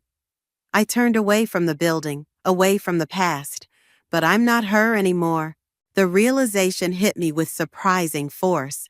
The woman who had stood on the beach with her wedding dress, trusting blindly, believing in fairy tales, she was gone. In her place stood someone stronger, someone who had looked betrayal in the face and survived. No, Zach agreed. You're not. We walked toward the parking lot together, neither of us speaking. There would be time later for decisions, for figuring out what came next. For now, it was enough to feel the sun on my skin and know that I had fought for myself and won. Daisy, Zach said as we reached his car, there's something I've been wanting to tell you. I looked at him, really looked at him, perhaps for the first time. The friend who had stood by me, who had believed in me when everything was falling apart.